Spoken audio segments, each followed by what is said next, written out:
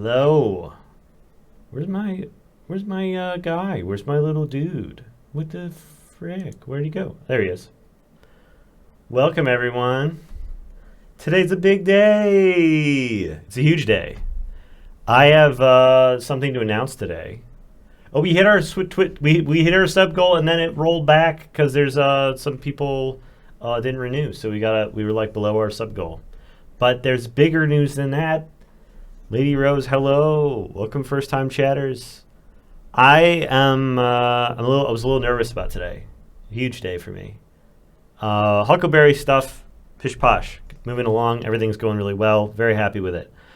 But I have other stuff that I do. You know, my main job is not Huckleberry, at least not yet. It's the Kickstarter. I launched my first big Kickstarter for the first time in like 6 years. Maybe 7 years? Fuck, I don't know, man. It's been a bit.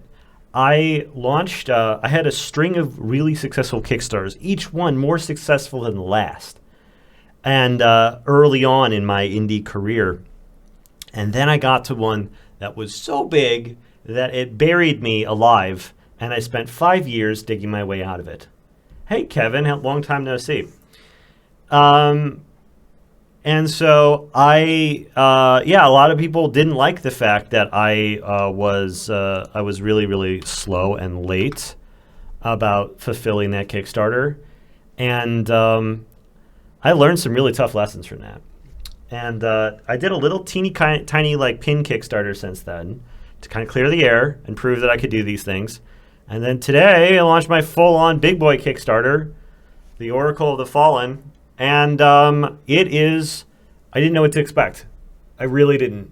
It was like, there was plenty of people who were justifiably frustrated with waiting 5 years for me to ship the last one. And it's, it's not all newer art. Like some of the pieces I painted last year and a lot of the pieces I painted, years ago. And there was even like multiple times where this almost came out. There was like Amazon listings with like preview images that people were looking at online, and they're like, what happened to this deck? Where did it go? I can't find it anywhere. I can't buy it. The publisher that was originally going to work on this with me decided to start taking pre-orders before I signed the contract with them. And so it was like this thing they're like, oh yeah, you'll make it. And I'm like, no, I'm not making it with you. And they had to like cancel the pre-orders and like give money back because I wasn't actually doing business with them. It was crazy. And then I was going to launch it last year, and I discovered that the plan I had for publishing it in the U.S. was not a good one anymore because the pandemic screwed up all these industries. And so I was getting ready to fully self-publish it last year, and I scuttled it at the last minute. It was like last October. I had this thing ready to go. And then a publisher reached out and said, we want to publish your Oracle or your tarot deck. And I was like, fantastic. Like, it'll be done in like 2 or 3 years. And then I told them, hey, I've got this Oracle deck I was just about to start selling. Do you want to partner with me on it in a way where I can still have it be an indie thing, but also you like help me with all the parts that I have historically failed at? And they said yes. And so I have been working with them to get everything set up, so that the production quality is going to be tippy top, the best I've ever done. And it's going to guarantee come out on time because there's a bunch of grown-ups in the room. They're going to make sure that this thing cannot fail. And so between those two things, I'm very, very excited that this thing is like guaranteed to not be turning into a new nightmare for me. And no problem to anybody who supports me. They're guaranteed to get their thing, and they're going to be very happy with the quality of it when it shows up. This is just an awesome feel-good moment. And so I wasn't sure, what am I in for today? Am I going to be fighting tooth and nail to barely push this thing over the line? Or is it going to become a massive blowout success that redefines the next several years of my career? I wasn't really anticipating hitting the goal in like an hour. The goal was set a little bit lower than I really needed just because I wanted to like not be fighting for the goal. I really wanted to do this thing. I was willing to throw some of my own money into it to push it over the line, but I didn't need to because people turned up, big numbers. It's fantastic. It's been an amazing morning to watch it grow, and a big thanks to everyone who supported it. And I am going to prove to everyone with this one that they are going to get, everything's going to be like very professional updates, everything shipped on time. I learned a lot of lessons over the last several years running my own indie business. And this thing is going to go smooth as silk. It's going to be easy. It's going to be awesome. And I'm looking forward to just like not stopping talking about it for the next 30 days because this is the sort of thing I haven't been doing in a while. And this is really what my main job should have been for like a while. But I was in Kickstarter jail, and now I'm out on Kickstarter parole. And and I have sold.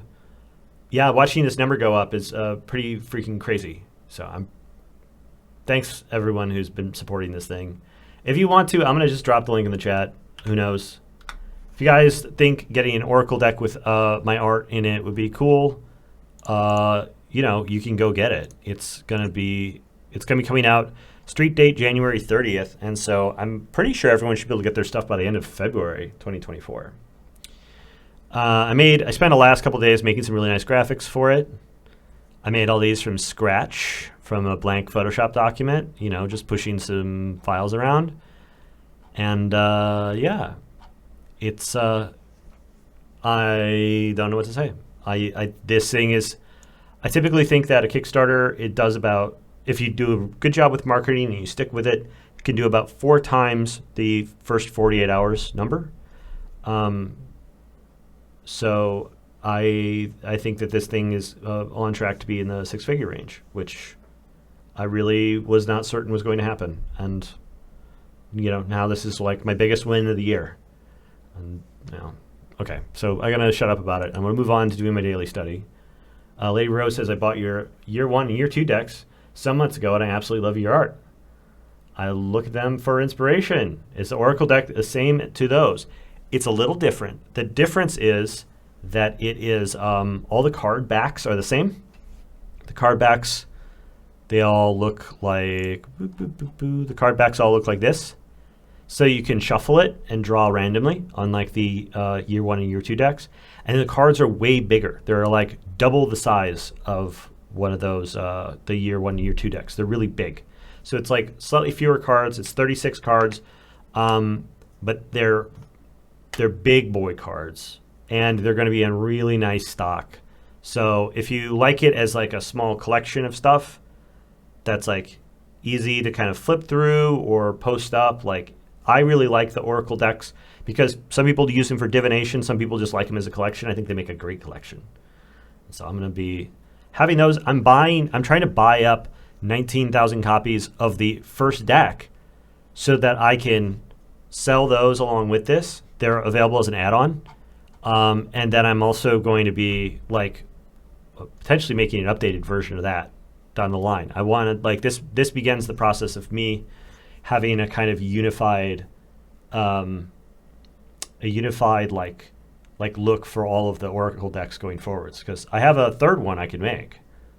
So if this one's a big success, if this one's a hit, then we're going to be looking at, you know, remaking the first deck and then also making a third one to round out the trilogy of the Oracle decks, and that's going to be really exciting. I actually have enough for four Oracle decks ready to go right now. So with this going, this is the potential for me to have like another couple of years worth of releases, which is so good. And then, you know, I can focus on Huckleberry for a bit, and I'm also going to be able to like, you know, it's good boost for me to want to like work on the third book and finish the third book and finish off the trilogy, so the book cycle will be finished. This pushes stuff for Angelarium forward in a tremendous way. So very, very exciting day. All right, now I'm going to shut up about it, and I'm going to do some study. I've been enjoying the hell out of these studies. Yes, good morning, Kim. The study process has been a joy, continues to be a joy. I feel like really strong with them recently, to a point where I'm getting a little cocky and I'm spending a little too much time with them on my weekend ones. I did 2 weekend ones this weekend. I'm going to pull those up. Studies, finish studies. I did one of my favorites ever. This guy, very handsome looking guy. Looks a little bit like young Joaquin Phoenix. I thought this was one of my favorite ones I've done. Its color palette is really different than the reference. So I did this experiment where I was changing the color temperature. Well, I was like looking at the relative color temperature instead of trying to pick colors that were really close to the original. And it was a big success on that front. I was really happy with the lighting. I was really happy with the sort of way that the background interplayed with the figure, which was not in the original reference. So it's me introducing more creativity into the process. And then the outcome I was really stoked on. And then I did this one. I spent way too much time working on this yesterday. I was just like rendering the hell out of it. And I feel like I overworked it and over-rendered it. And then I didn't really capture the likeness either. So I was like, well, I guess I don't get superpowers just because I'm working on the weekends. So I'm gonna be focusing on this lad today. I do like painting handsome lads, and we're gonna I think this one's gonna be an easy one just because we're looking at like mostly a portrait. He's got like really sturdy features. He's got Rembrandt lighting with a little triangle of light underneath the eye over here. It's all very typical stuff. And so maybe we'll do a little something with the color. Maybe we'll stylize the values a little bit, something, to see if we can add a little bit of extra juice onto this to keep the study train going forwards, because me being a really good copy machine is not the point of this whole thing. Thanks, Comic Stance. The haunted Victorian child look he has going on. Yeah. He does look like he's like kind of a grown-up Oliver Twist kind of figure. My brain is going really wonky today because of all of the excitement from the Kickstarter stuff. So like, I don't feel like I know how to draw. Like my hand is just going all over the place. I'm feeling like I'm maybe not confident in myself today as far as this goes. But that lack of confidence feeling has not resulted in like terribly negative outcomes in the past. So who cares? Like if I do a great job, if I do a terrible job, it's going to be a learning experience either way. And so I'm just going to like take this one little step at a time and hang out with you guys on chat for a couple hours. And if you want to follow along, go to Huckleberry's Discord. I just uploaded this reference along with some other stuff over there this morning, and you can follow along with whatever references I'm doing to do your own daily studies. It's been massively helpful for me to be able to like grow as a painter.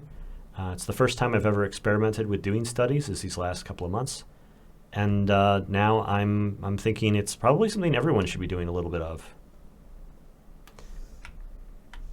Oh, Kim, I was playing around with your brushes a little bit on my study yesterday, and now my eraser has that brush, one of your brush tips, and I don't know how it got there, and I don't know how to change it. So I'm officially using I think it's the Willow brush as my eraser, because I haven't bothered to look up how to change the brush tip shape for the eraser without changing it back to the paintbrush.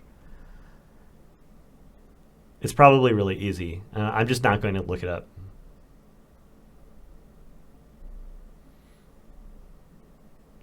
Yeah, got to get more of that frickin' just do it vibes with art. It really is important.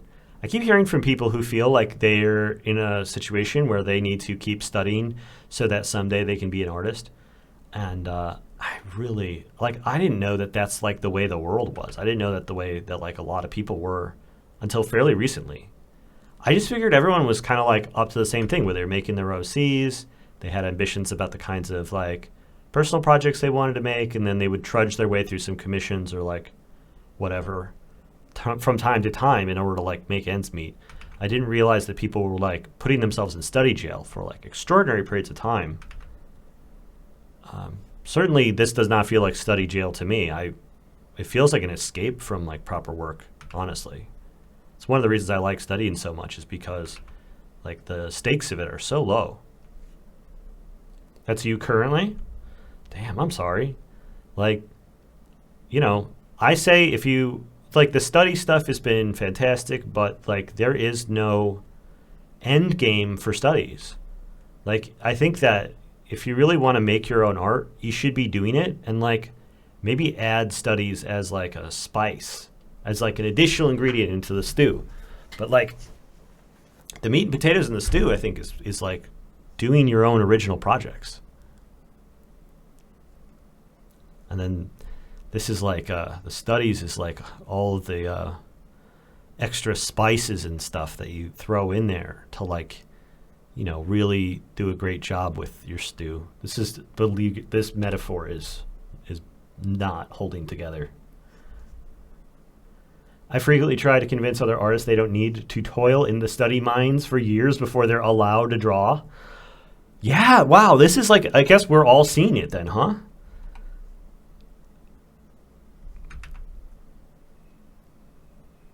There is this sense, I think some of it comes from like this sense that like, there's these art gods that are out there and they're doing like the work of the gods. And then everybody else is like just like a normal mere mortal that's like stuck, that's trapped, trying to like decipher the will of those art gods. And I don't know. I guess I never really felt that way about other artists that I always just saw us all as like kind of being in the same game. They draw their stuff, I draw my stuff. Sometimes they're like big time famous people who work on like huge projects, and sometimes they're furry artists who draw nothing but pornography, but we're all basically like in the same game. And so I don't know. I just felt like we were all out here trying to like, do our business when it came to, making art pieces and stuff.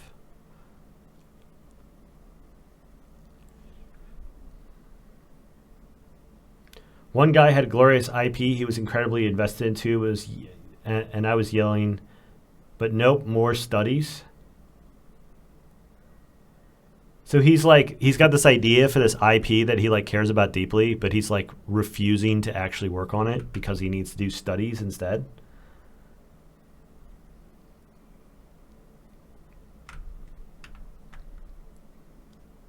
That's the DeviantArt kind of mentality where you can just post whip and sketches, but I feel like Insta wants you to only post the really polished pieces. It's true. Insta really does want the polished stuff from you. Like they don't really know or care. Like what's happening behind the scenes is that they are looking for posts that have like a high engagement with the existing subscriber base before they want to recommend it to more people. And so like if you have 1,000 people that subscribe to you because of like your best paintings, and you post something that is like a different genre or a different style, even if it's good, they're not going to click on it quite as much. And then Instagram is going to see that as being like, oh, that's low quality content. We won't show that to anyone. And they'll not only hide it from like non-subscribers, but they will like hide it from your existing subscribers. And if you do that a lot, like you get slowly kind of downranked by Instagram. And so that's where you end up kind of getting punished for,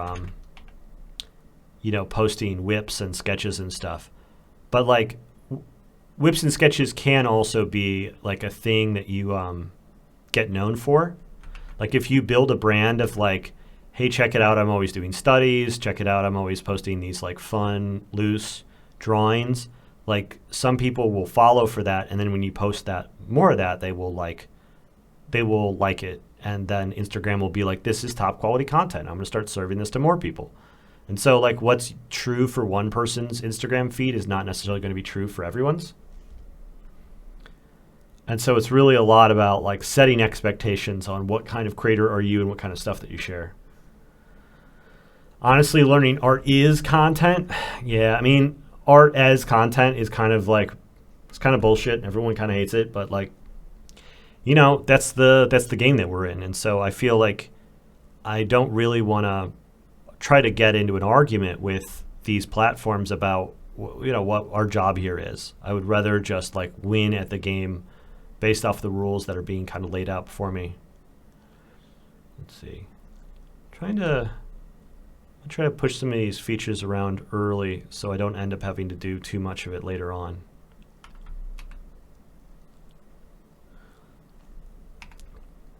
As I've been doing these, I've been getting kind of better and better at spotting like proportional problems earlier in the drawings. Oh yeah, there we go. You just got his chin massively short from the beginning. That'll throw it off. He's got quite the jawline, this lad.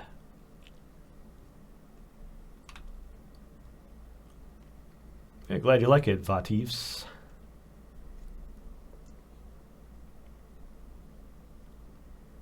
Hi, Gork.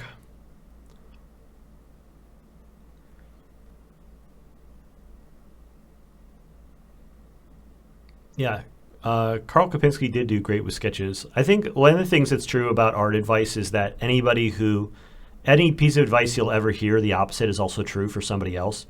So if you hear from somebody, oh, yeah, you shouldn't post sketches on Instagram because Instagram hates sketches, you're going to find someone like Carl Kopinski who did really well just posting sketches and go like, okay, but what about that guy? And so it's really not about like the specifics of, hey, this is true, this is untrue. It's more about these kind of like underlying patterns of what drives that truth, if that makes any sense.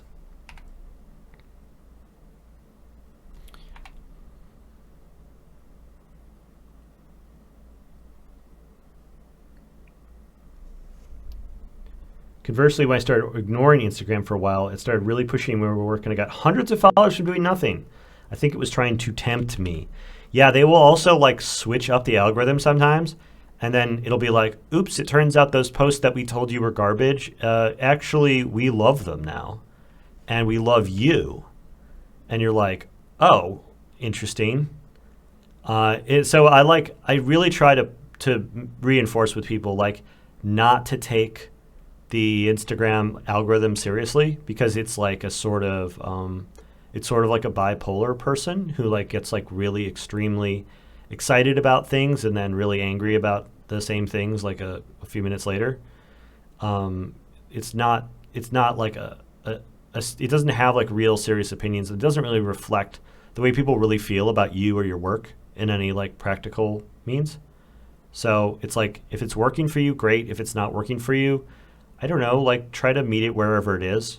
And don't get like too overly worried about what it means for you as a person, because it's all bullshit. Well, it's all bullshit right up to the point where you need to launch Kickstarter, and then you're like, damn, I really wish they would see my posts. This means a lot to me money-wise. Carl was definitely a bit of a name before Instagram was a thing, though. Yeah, but like that's the thing. Is somebody a name because it's somebody doing well on a platform because they're a name, or do they become a name because they had the kind of thing that would do well on a platform? You know, it's a chicken and the egg thing. You know, you ask Mr. Beast if he were to know everything he knows and have to start over and rebuild his reputation from scratch, he says, oh yeah, it would be easy. I know it's all just a process that I understand, that I know how to play that game.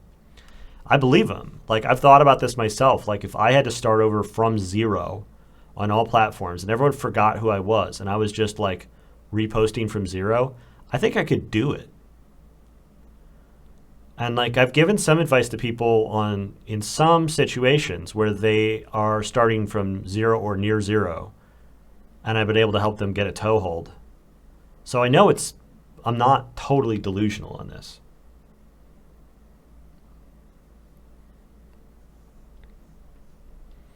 Like, I've been really enjoying watching Jazzmataz's work do really well on Twitter these days.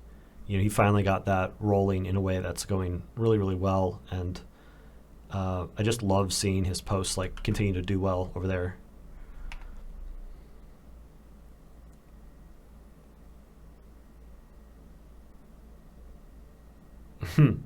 Tried that and it didn't work. I thought I knew, but I did not. Yeah. It's everyone's got their expectations about how all this stuff is supposed to work, and when those expectations meet reality, it can be pretty tough. I haven't been able to grow my Instagram following in a while. I got the number to go up a little bit once in the last year or so, but yeah, it's been a while since I had really rapid growth on there.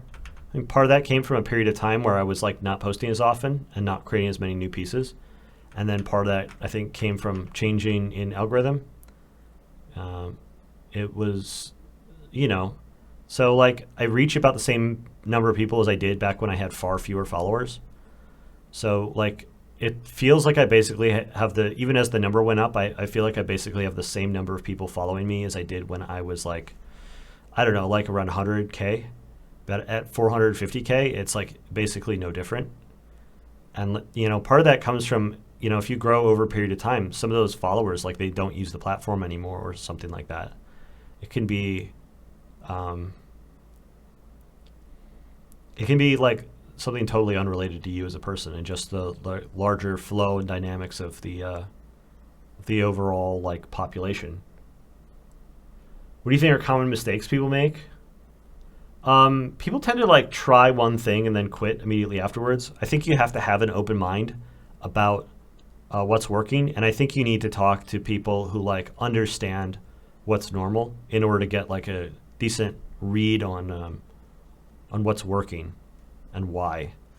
Like when it comes to the numbers that I see on like Twitch and YouTube, Dustin is always giving me like really informed feedback on how to break them down and understand what they mean. And personally, it's like all I know is view counts, and view counts are like not that important when it comes to things like Twitch and YouTube. There's other metrics that end up mattering way more, and I'm only understanding that because I have like an expert who's looking at it with me. All right, I got some jankiness here. I'm having a hard time seeing my way through it, so I'm going to start to fill in some of these like value patches and see if it starts to give me some more context for where I'm going with this guy. Best growth has been coming through art sharing accounts, sharing my work. I mean, there's that, yeah. Honestly, I'm not exactly sure what to do about Instagram. Twitter seems a little bit easier.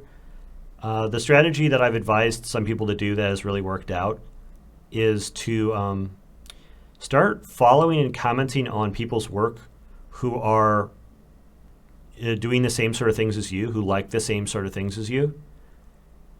And especially people who have larger followings. And what will happen is that people typically don't get, even larger accounts typically don't get a lot of like direct, meaningful engagement on their posts. So if you're in there as somebody who is like obviously an artist who has common interests, and you are posting on their feed in a genuine way, showing genuine appreciation for their work, there's a chance that they're going to go in and follow you. And then next time you have a really good post, there's a chance they're going to retweet you. And if you can get a few of those lined up, you can go from 0 followers to 1,000 followers basically overnight. And I've given this advice to 2 people in the last year, and both of them have grown significant followings on Twitter basically overnight. And it's been really cool to see.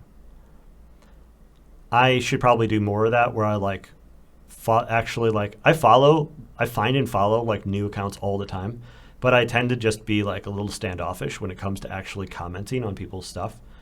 So I need to be more open about commenting on the kind of work that I really like on there and like showing the love a little bit more directly so that it can be a reciprocal process.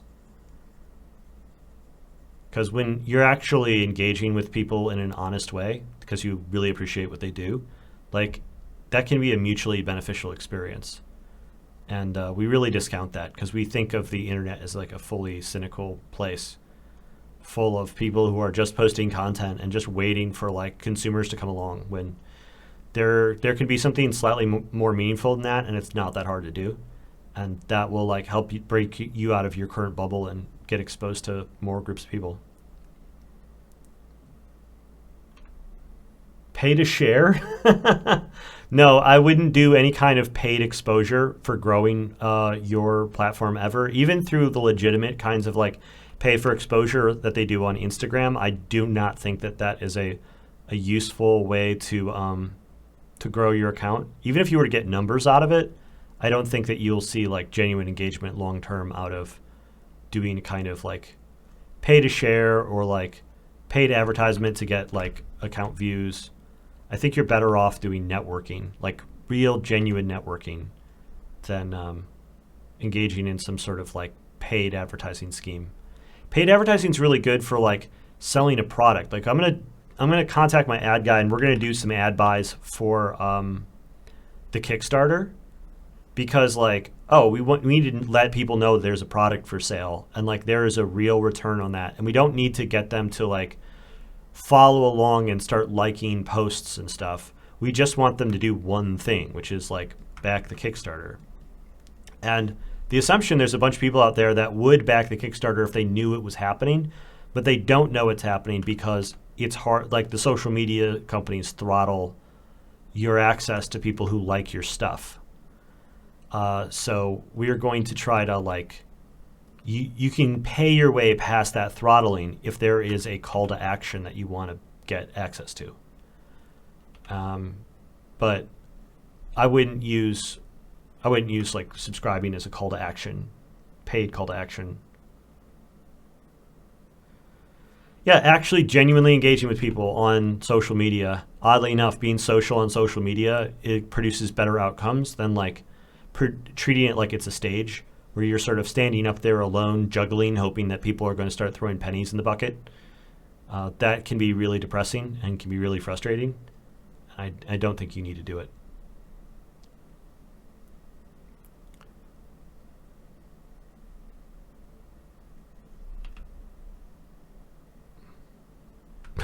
Too red on the lips. This guy, the photo reference looks creepy. My version of him is looking even creepier. I'm wondering if I should play it up or if I should try to like rein him in a little bit.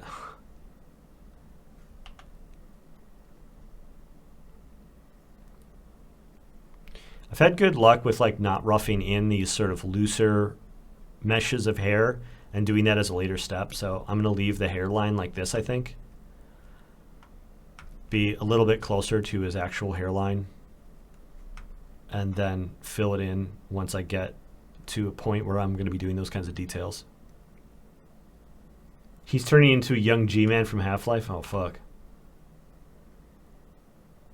I had one account full of bots and I had to delete it from 2K followers. 100 are alive and 5 of them maybe see what you post. It's worthless. Yeah, I mean, I have a shitload of bots following me, especially on Twitter. Like, I was seeing like really regular growth for a long time, for like the last couple of years, and now I'm wondering like how much of that is literally just bots that were piling in, because there's like one account in specific that has like bots like comment on every single post that I make, and I just wonder how many of my followers are just there like seated waiting to like make annoying comments that link back to somebody's crypto account. It's really frustrating. Yeah, and like I block bots too, but it feels like it's totally worthless. There's like an infinite number of them, because like despite what he was saying, Elon Musk actually wasn't going to fix the bot problem on Twitter. It was totally not in the cards. But I mean, they're mostly, not too, they don't affect the experience too directly. So you can just kind of ignore them. Literally had 500 followers disappear overnight on Twitter because they were bots. Yeah.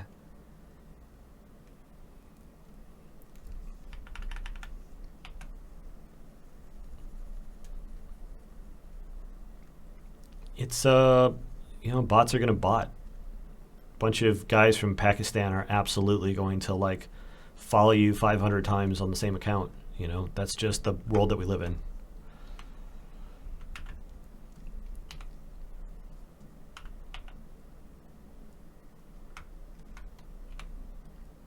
Posting stuff is a hard thing to do. I mean, it's easy to just click things and it's done, but the thought process behind it, have I done a good job with this, et cetera, et cetera? Junker Naughty, I mean, you are 100% on the nose with that. Like, I find that posting was sometimes the hardest part of my job. Like, getting to, when I was done with a piece, I had to, like, set aside a day specifically for posting because it was such a weight on my chest whenever it came time to like have to post everywhere, I just wanted to jump out of my skin every time it would happen, because there's this fear of like, am I doing it right? Am I, annoying people?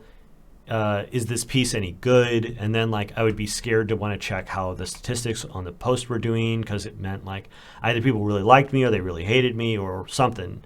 And that like social anxiety that was being produced by the process of posting was driving me away from it and leaving me like not posting for long periods of time, which was even worse.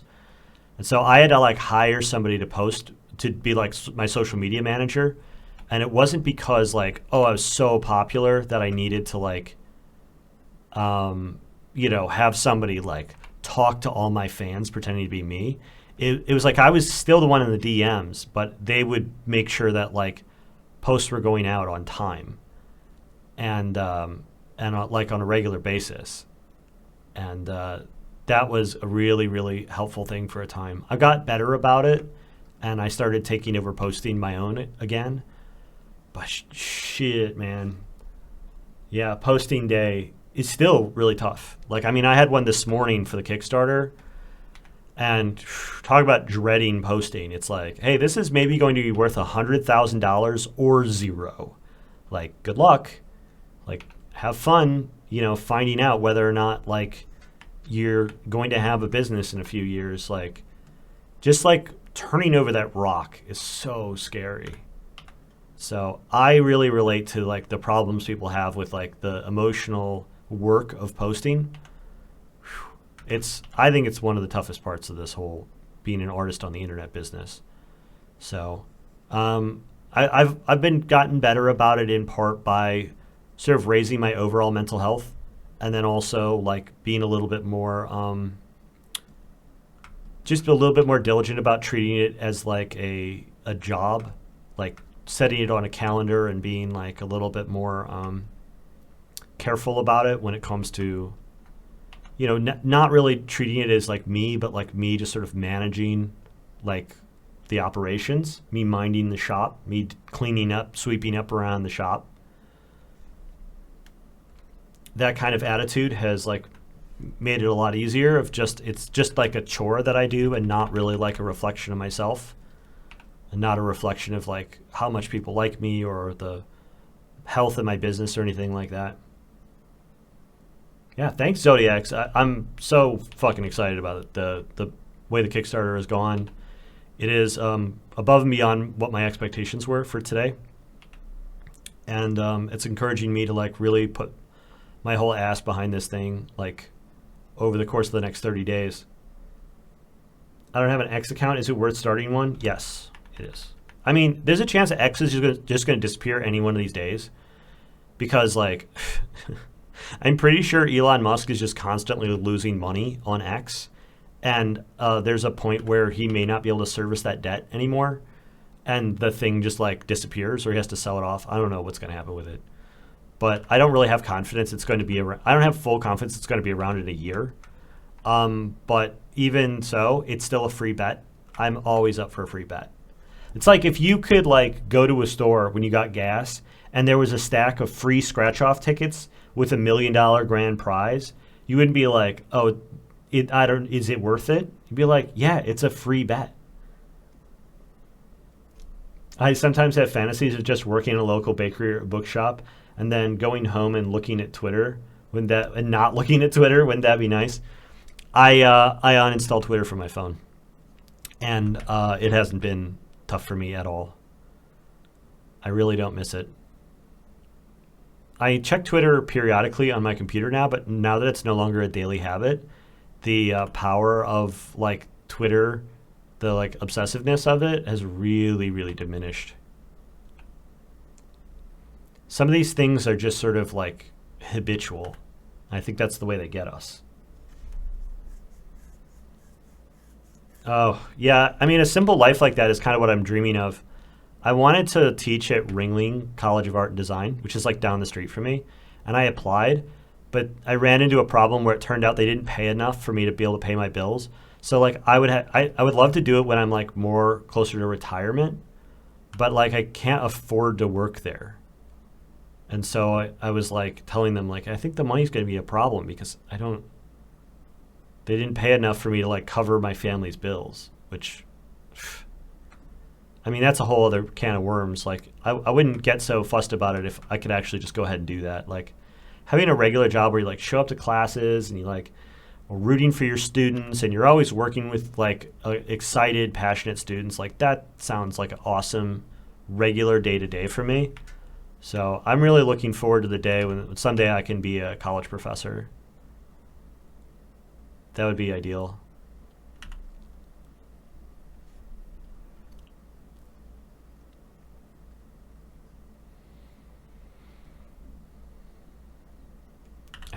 I feel like I've got the whole face is like it's pushing too close to white.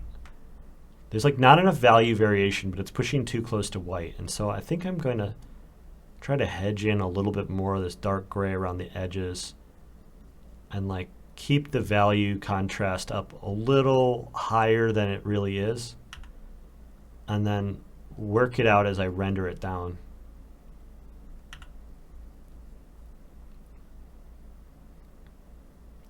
Post and ghost. That's a good term. The dreaded dope drip. I still didn't order the book tier. I'll probably just do it at the $20 on top for shipping sucks. Yeah. Sorry about that. I mean, it's just like, it's going to cost a lot to get everything out to UK and Europe. And,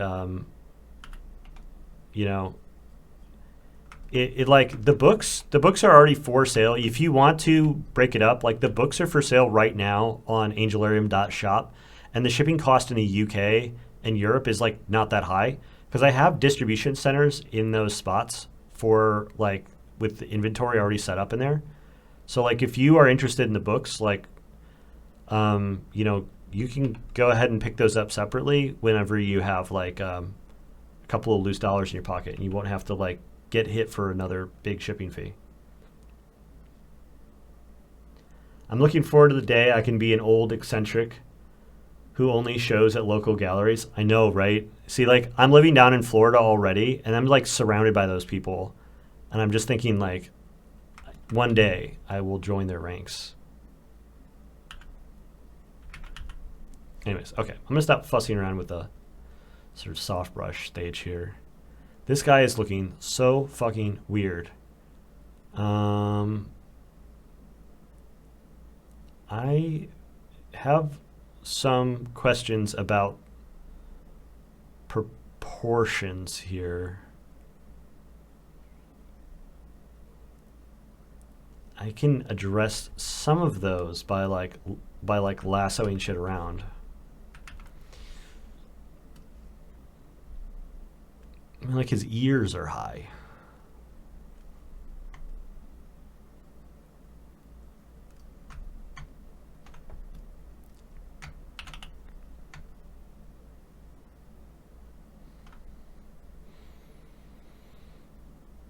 And I think his eyes are coming in high. His eyes is not, everything feels like it's. And then maybe he doesn't have enough cranium.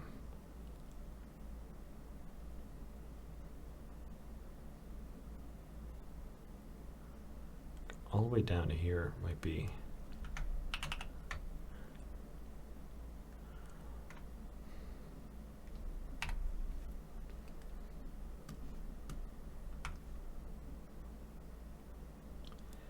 Listen, if you don't have enough money for the Kickstarter, like don't stress yourself out on money on my account.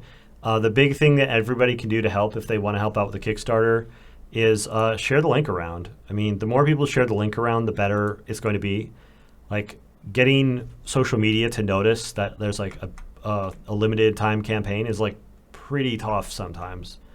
And the more that people are kind of sharing it around and it's getting exposed from different angles, like the more likely other people are to back. And so really don't discount like the value of helping through sharing. It means a lot to me when people like help share this stuff. It matters to me more than like any individual pledge, because if you share and it gets 3 people to back, it's like literally worth more money than backing it yourself. Oh, there's a Bang Kickstarter. Nice. Weirdly, I never wanted to be an artist. I wanted to be a theater actor or academic, but I guess the level of performance to this whole thing. Yeah, there is a level of performance to this whole thing too, but I never got the whole like walking the boards theater thing. Never really made sense to me personally.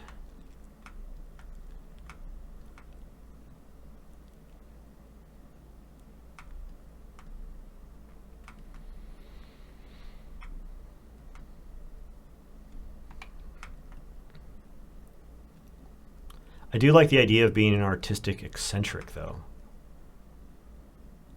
I want to have like a collection of weird things scattered throughout my house, weird mementos and memorabilia from my many travels. That sounds awesome. Okay. Um, I like some of these changes. I wonder. I'm going to keep wondering. In the meantime, I'm going to knock in a background.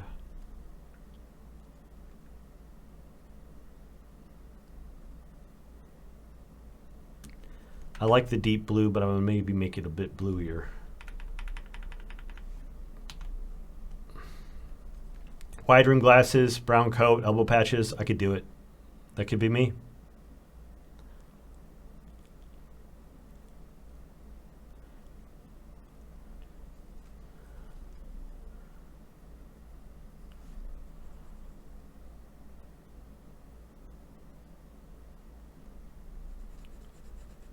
It was my special interest as a teenager.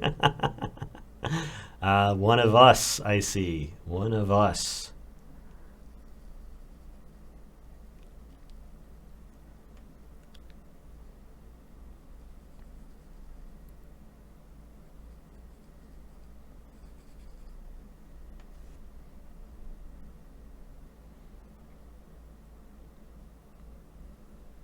Troubled academic. Yeah, what on is there such a thing as the untroubled academic?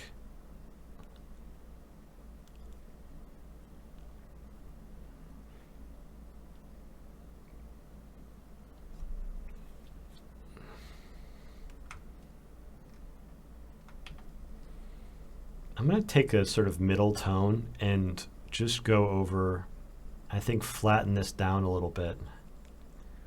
It's just an instinct I have right now. A little different from what I've been doing with the sort of soft brush thing. I'm going to follow my nose here and see where it leads me.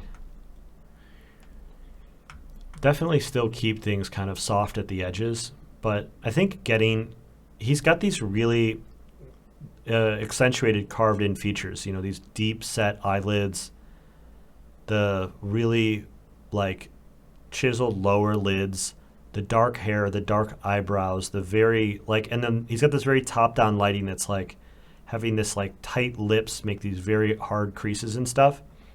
And so this temptation to want to get in there and carve these edges precisely early on is leading me, I think, away from where I need to go, which is like to make sure that I'm leaving things loose at a time when I am feeling a little ambiguous about where it's all going to fit together.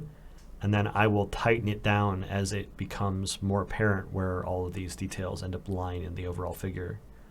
But like going from a little soft in general out to like more specific as time goes on has really, really suited me well. And so whenever it starts tugging me to get too specific too early, I feel this counter tug to go the other way and start to like want to soften things out and keep things more soft in general while I'm still like finding my way through the image. I think that's going to help protect me from my own worst impulses here. Okay. So now the plan is to go in with the round brush and start to really get the values here pinned down in a little bit more of a serious way.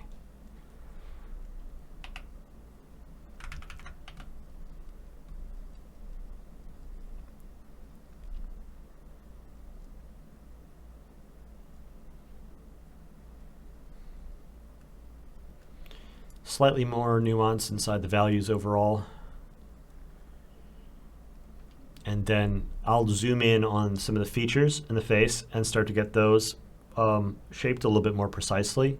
I think that's going to start giving me a little bit more resemblance here. And it's also going to reveal where I've gotten some things terribly, terribly wrong. I notice he's got this little bit of a neck tilt here. And you can see it in the shoulders, where one shoulder is sort of higher than the other. And so I'm trying to make sure that I capture that, but I'm worried a little bit that it's like going too tilty. He's starting to get this like really weird crooked neck that is maybe exaggerating the sort of strangeness of the overall look of the guy. So I think I need to make sure that I'm like not tilting this whole thing too much in an effort to capture that subtlety.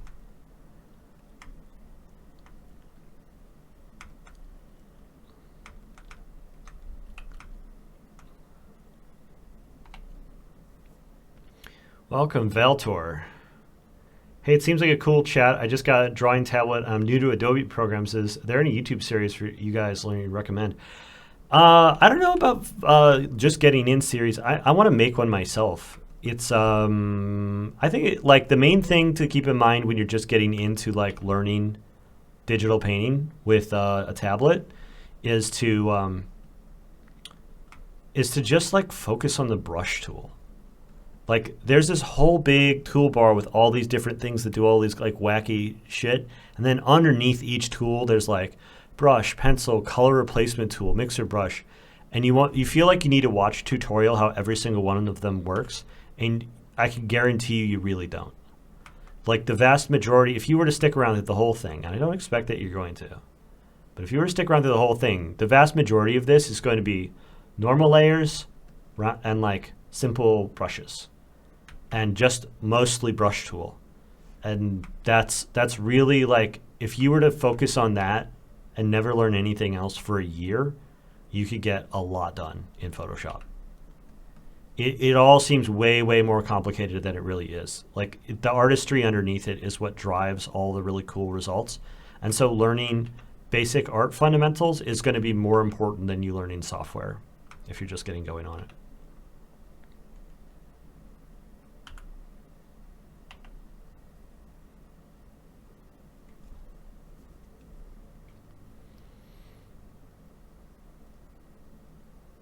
Yeah, Dustin's been just getting started on it also, and he's been trying to show me these like, oh, have you seen this program that does this like really crazy like simulation of like physical media? And I'm just like, fuck, I hate this. Like digital is digital. Like I'm like a purist about like Photoshop and like digital painting as being like its own specific medium separate from traditional stuff, but it's like, I don't see this as like a simulation of painting. I see it as its own discrete medium.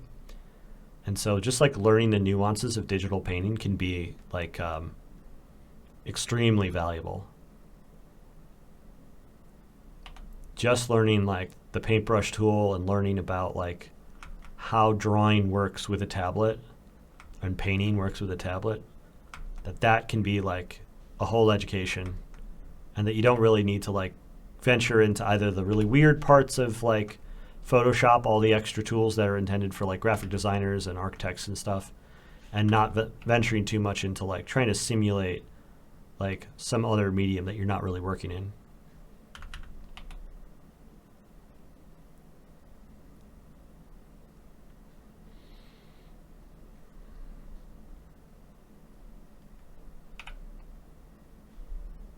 Yeah, the software is really, really overwhelming at first, but I guarantee you that like, while there's a lot of really interesting like tips and tricks out there for that sort of stuff, most professionals who use like who do Photoshop for illustration and concept art, they all have their kind of like small bucket of tools that they use.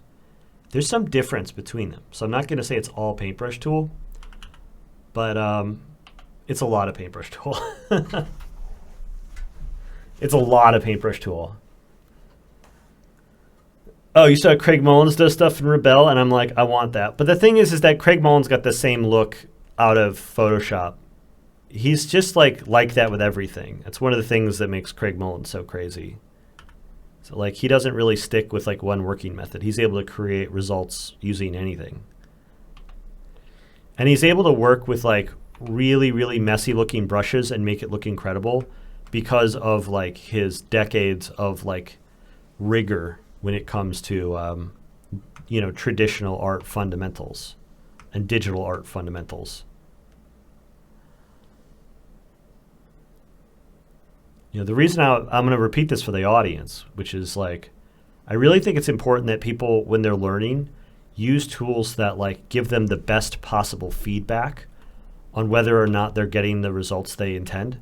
So if you're working with have a variety of different tools to work with, you should work with the ones that have the greatest precision, because they're going to give you the greatest amount of feedback on whether or not like your marks were working as intended.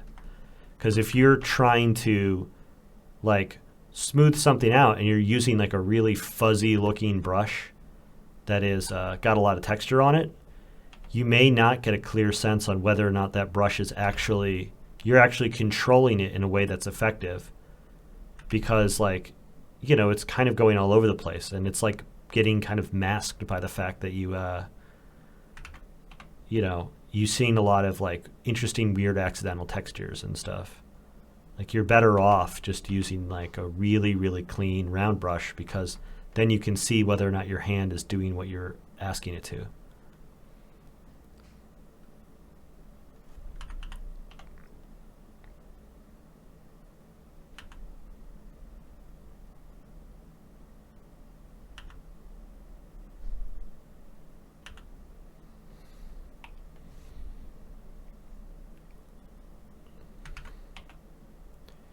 Years of mainly just using the free HB brush. Yeah.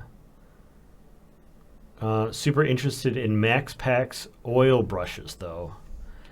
Yeah, everyone's always on that big oil like brush train. I've been trying out some new brushes recently, and I've added some to my like pack that I've been using, my default brushes. But yeah, like as far as like effects and stuff go, I always get frustrated with it, because like I'm never quite sure if I need to be like making some sort of effect, or if I need to be like doing a better job at like controlling my values and doing all like the fundamental stuff. And so with a round brush, I know like I'm in command of the marks that I'm making, and if I'm doing them right, I'm getting like good, clean, obvious results.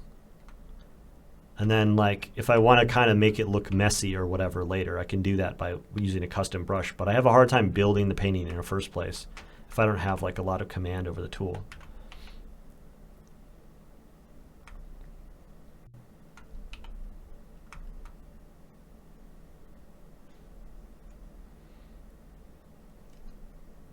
Bye, Kim. Accidentally forced to use it. Yeah, I am at the moment. Sub to YouTube and join the Discord. Thanks for your help. Yeah, see you around the Discord. Like the Discord is where a lot of people are like hanging out, learning, doing daily studies. Feel free to ask any questions on voice chat. We got a lot of really knowledgeable people over there. And I'm in there all the time too.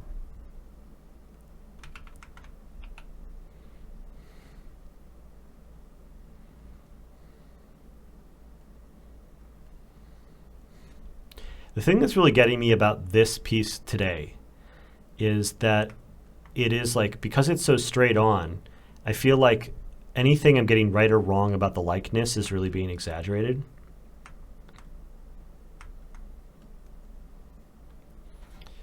So let's see. I want to get, I don't want to like get too precise about the values before I add color to it. But I feel like I'm still missing some key things here. So I want to maybe like, makes me want to go in and start tightening things up to be able to like correct for those before I get to the point where I'm going to be adding color.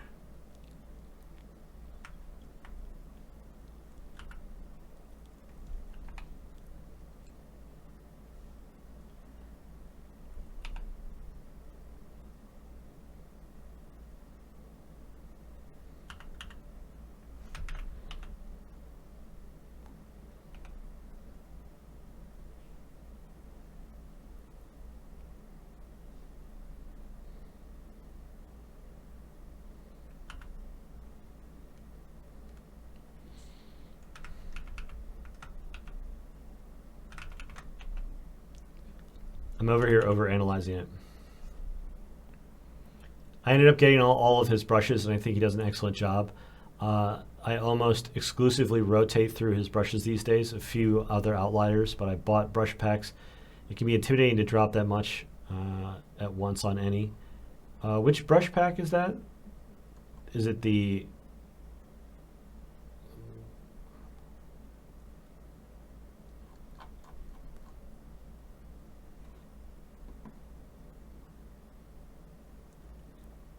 Yeah, once you get more experience with the basic brushes, you can definitely identify, oh, max packs for Procreate. Oh, okay. Yeah, I really don't like the default tools in Procreate very much. So I'm kind of curious if some of the popular paid brushes actually solve some of the issues that I have with Procreate. Like, I felt like I was trying to build my own basic round brush in there before I could even get started painting, because like by default, like they were trying to maybe interject a little bit too much of their own preference in like the way brushes should work inside the defaults, and that was really driving me crazy.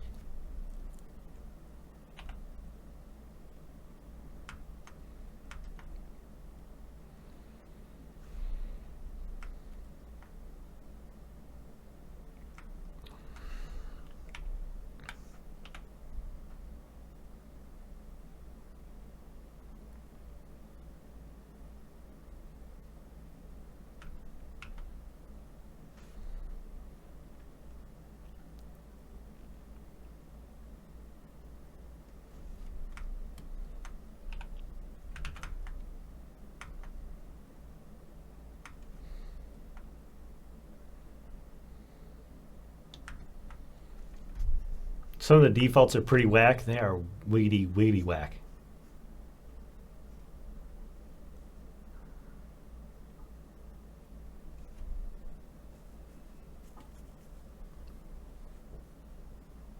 They're part of Max Oliceni's Procreate brushes. I'll link them in a sec. Yep. Go ahead and link them. And definitely drop them in the resources channel over on the Discord. I would love to have them for other people there who aren't watching right now.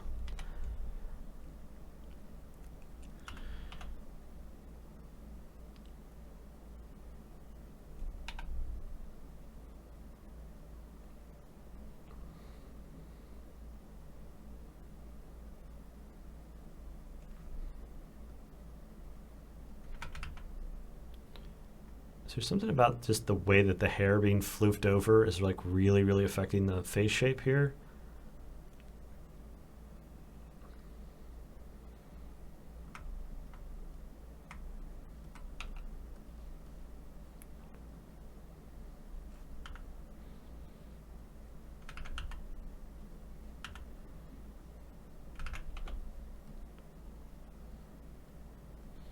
I was struggling with my study a bit yesterday, and I'm struggling with this again today. So it's like I went through a period where I was like, I'm great, I'm amazing, I'm awesome at studies. Look at how great I am at studying. And then like immediately afterwards, I've got this like feeling that perhaps I have overextended myself, and the god of bad drawings has like come in to punish me for my hubris.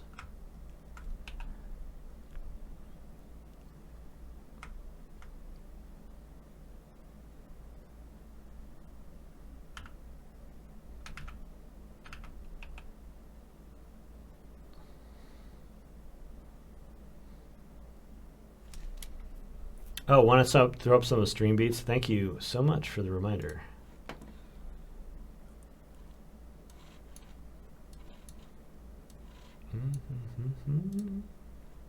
Yeah, as I concentrate, I'm like, stream beats by Harris. Here we go.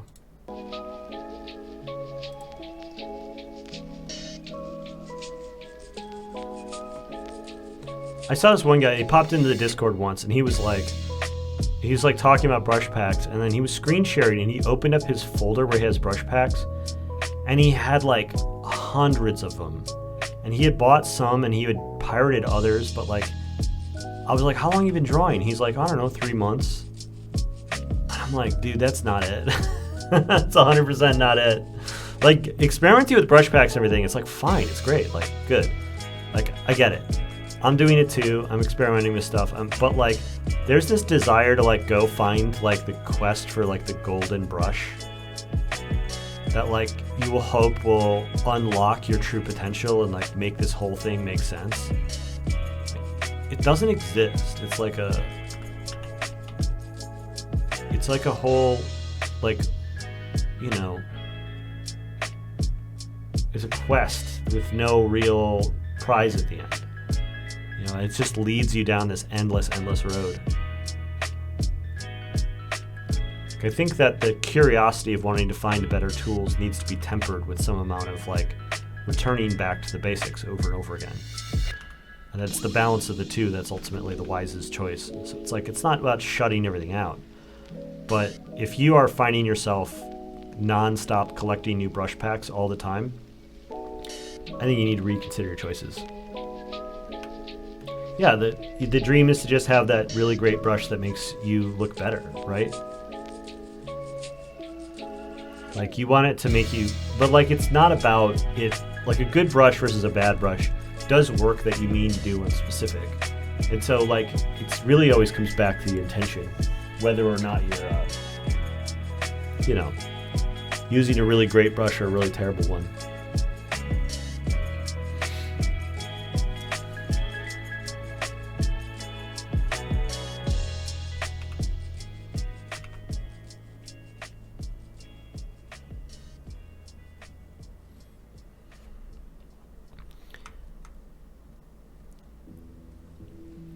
If you want to expand and grow as an artist, I think that has to come from learning, from experience, from like making and finishing things.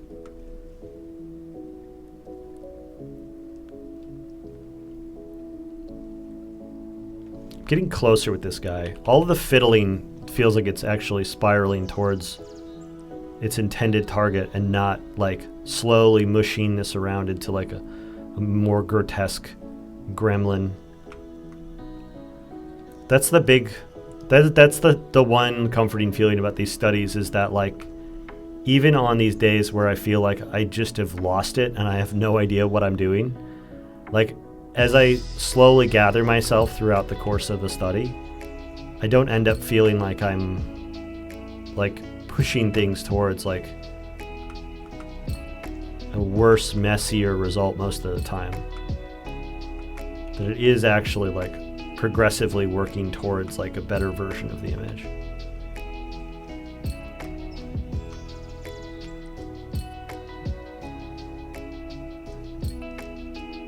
But that's only because I'm like actually taking the whole process really seriously, stopping and considering what is working and what's not working, rather than just constantly pushing forward and just pushing the mashed potatoes around the plate.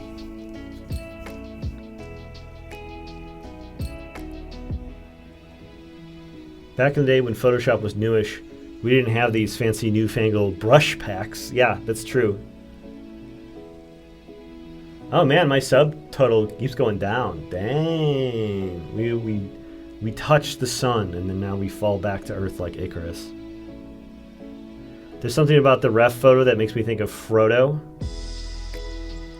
Those were the gifted subs probably. Yeah, probably. Yeah, people who gifted like 5 subs and they've run out. These subs, they temporary. I didn't know how they worked, honestly. And I heard about, you know, I watched like clips of Twitch streamers on YouTube and I would think like, oh, they talk about, thanks for the 18 months. And I'm like, 18 months? They just bought 8. How much does a sub cost if they could have just bought 18 of them? What's going on? And so now that I see how it all works, I'm like,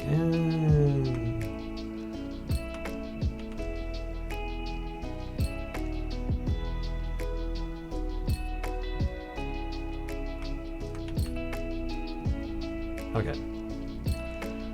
So I'm at like kind of a rough value thing that's like, it's not perfect, it's not great, but it certainly isn't, it's bordering on the point where I need to start actually nailing things down, and I don't want to do that prior to adding color. Like I want to add color before I start nailing things down, because that's going to, the process of nailing it down is also going to mush all the colors around, which is going to cover up all of the rough marks that my colorization process leaves in its wake. So I need to make sure that I'm doing the color prior to the point where I start to really refine things. It's really, really important. So let's pick a gradient map, kick things off.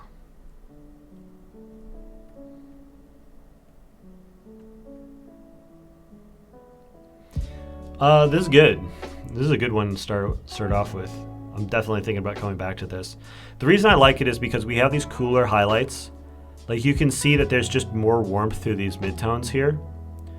And we're getting that same effect where it's like you can see it's warm through the chin here, or through the side of the cheek here. And then it's cooler once we go across like around the orbital of the eye and then down through the side of the nose plane. So we're kind of already mimicking that in the colors here. And so it's those kinds of like color shifts that are like going to be really valuable.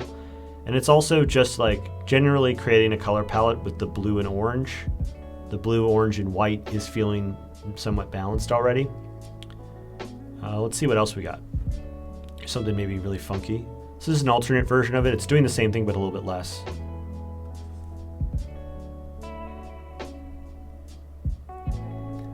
This is cool. This is one of my favorite. This is one of my favorite gradient maps, just because it does this cool thing where it's like it gives me these warm edges and then like these cooler interiors on some of the shadow shapes. So if I wanted to like have the whole thing be like a cooler color palette, this might be a really good place to start. I could also do something like this that's a little bit more surrealistic if I wanted to. Or start to bring out, like, if I wanted to bring out some of the highlights and make them look really greasy, something like this, maybe swapping this orange out for something else. Might like, I can create like a inverted kind of cool color palette this way. Like purples and blues and teals, if I wanted to. It's a real option. Some of these are actually really good at kind of like deconstructing the image. When I turn them down a little bit, you can see how like a lot of the subtlety in the face already starts to come out, where it tucks in some of the sort of over-rendered look and like gives it this sense of like these highlights are now popping out and you get that reflection, the speculars off the skin a lot more clearly. And then it flattens out all that halftone, which gives it a little bit more of a, like, you know, it feels like it elevates it a little bit. It's something that's definitely worth considering as an option. This is like a weird one where the temperatures are strange. This is the cool colored one. And I've got one that's like purely warm colored. If I wanted to have it just adjust the levels and maybe warm things up a little bit, we could start there and then like layer in something else on top of it.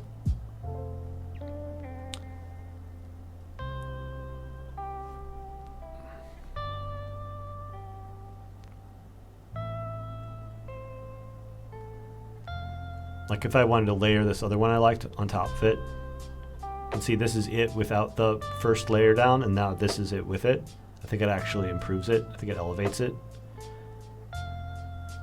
This is a pretty good place to start if we wanted to keep things pretty straightforward, which I might do today. Color before refining, absolutely.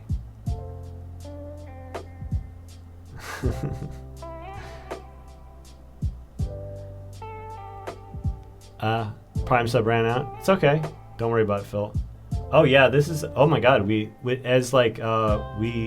everyone's Prime subs are like running out. It's like we dropped from 100 down to 77. Brutal. It's all right.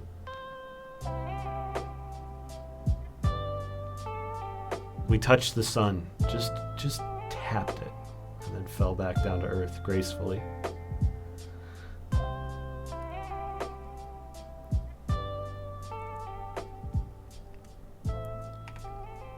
Speaking of brown jacket, yeah, I can give this a little bit more of a professorial look here by keeping in more like tans and warm tones inside the jacket. Or I could wipe these out I could actually, if I glaze in a slightly different value underneath here, it might actually give me a blue jacket instead of a brown one, like this. Because these colors are added based off of the relative values, changing some of the underlying values will actually change what the sort of default color zone is. Same thing with the background here. We can get a different shade of blue by darkening it.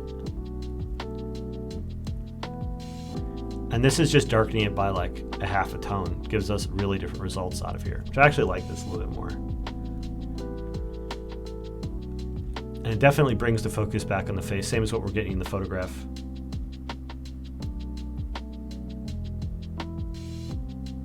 Maybe having a focused study session that's trying to answer the question rather than just doing a photo study.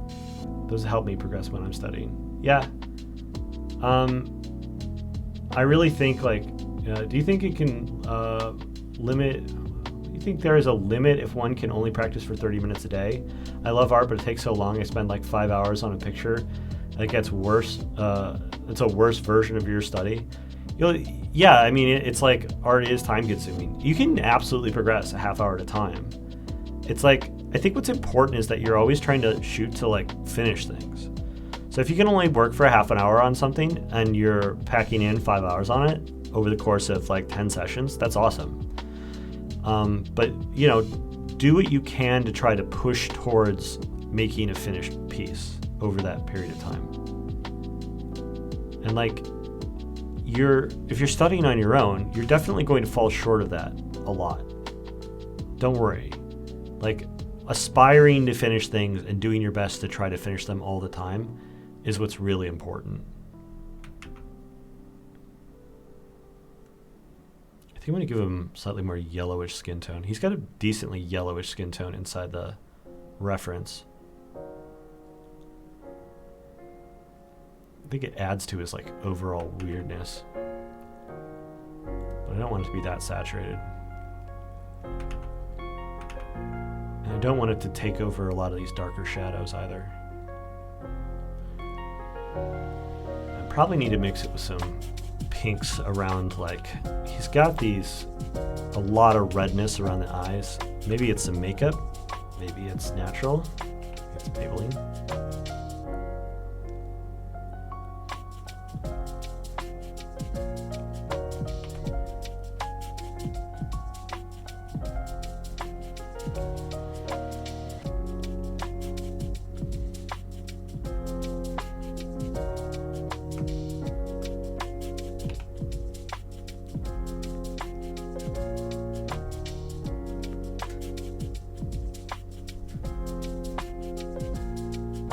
Definitely need to get some flesh tone inside these highlight areas because they are rather blue right now with the way the gradient maps came in.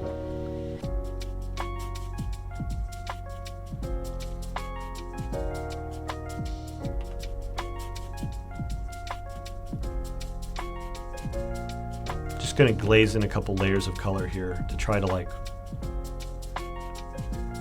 bring in the lighting and like add some nuance to the way the kind of overall look of the skin tone is. Make him look a little bit less like he's made out of rotten milk.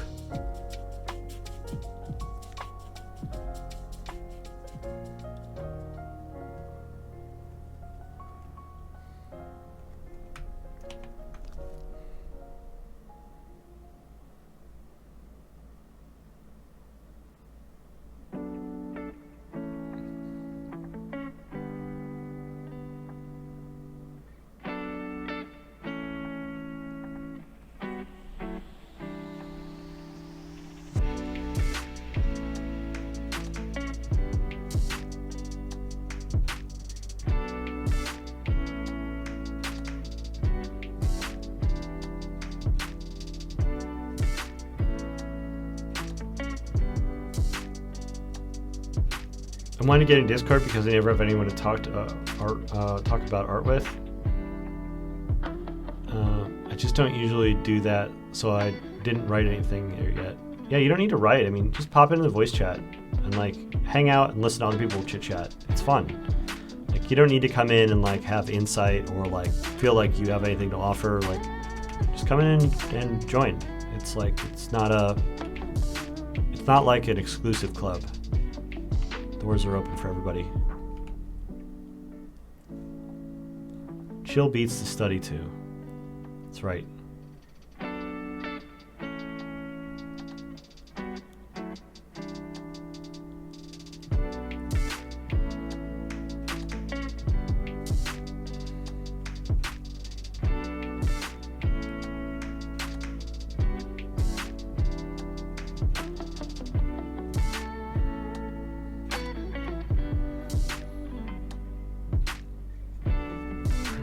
If I went the right direction with this gradient map, because it's really something about the colors is like really throwing me here, and I don't think I need to go back to the value stage. What happens if I use the old standby here? It's like kind of better. The greens and stuff that are coming in at the edges are kind of cool, because there are these like cooler notes at these terminals that are happening. He doesn't look quite so much like... He looks waxy and disconcerting in a way that I'm like into, as opposed to the other one, which was like feeling really bad for reasons I'm not entirely sure of.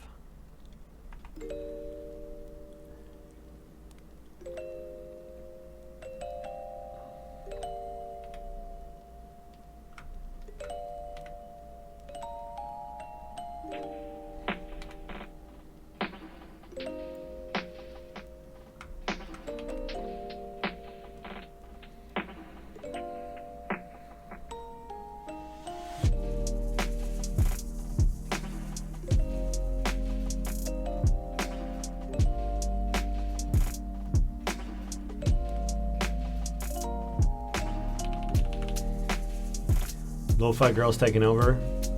Yeah, Lo-Fi Girl can come over anytime.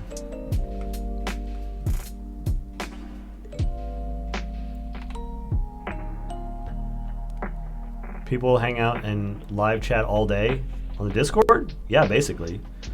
I mean, we have a decent number of people in there that are in there, like, I've seen them in there for 12 hours at a time. It's like most days there's usually somebody who's hanging out in the voice chat, and they're like working on art, they're talking about art. If you're somebody who wants to like be able to ask a bunch of basic questions, you don't want to be looking things up or feeling like you're looking at the wrong tutorials, you want to just talk to people who do it every day, like go on the Discord. It's like, it's free. It's really easy. And then, oh, see you around, Kevin. It's like, yeah, I don't know. I'm really happy with how like the culture over there has turned out, because it's like, it's a very, very helpful place. So if you guys are looking for some place to chill and like learn art, like I've made one and it's free to use. Okay. The colors on this are wacky. They're wacky. And I'm for it. I'm here for it. Let me see if I can take this like green that's coming out and then give them like a green jacket. Have like a greenish gray going on for the jacket thing here. And then maybe give like a deep teal to the turtleneck.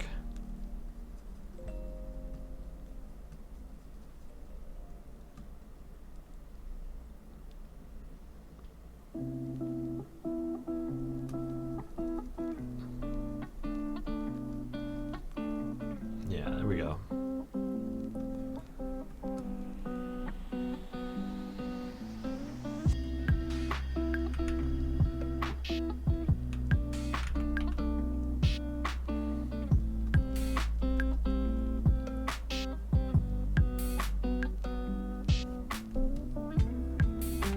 Give him some green in the hair, because we really want to keep the darker colors cooler, contrasting with, I think, the warmer skin tones.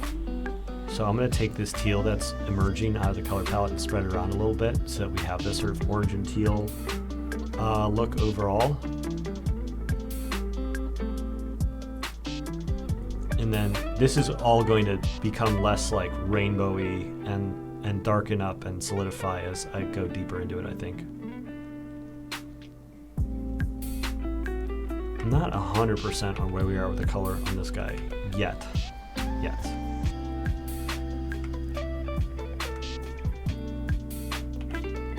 challenging one today.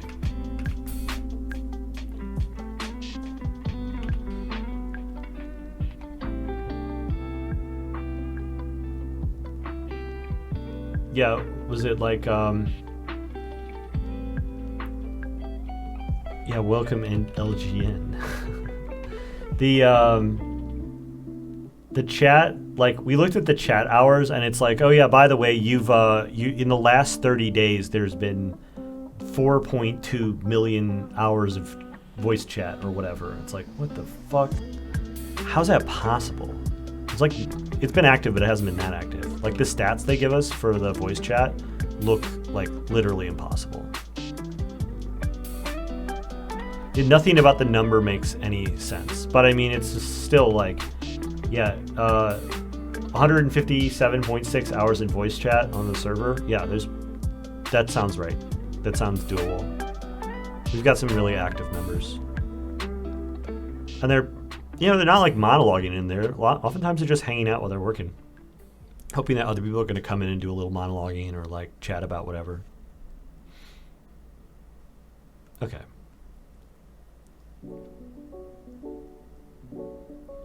I want to maybe, I don't want, what's the opposite of red?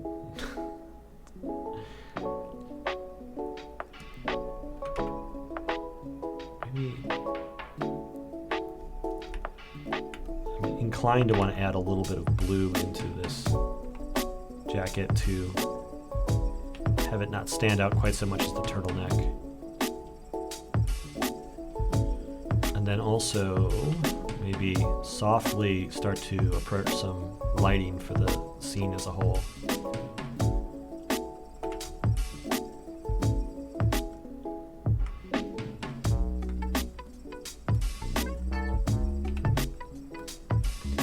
Did I hit the gym today? I meant to, but I had a flat tire on my bike. I had an opportunity to make it to the gym, and I went outside and realized that my bike pump had broken, and I didn't get a new one over the weekend, and my tire was flat, so I ended up driving my kid to school instead and bought a bike pump on the way home so that would never happen to me again. And I'm going to take better care of the bike pump this time. And the plan is that after the stream, I'm going to blow off some steam over at the gym. So I think I might still make it.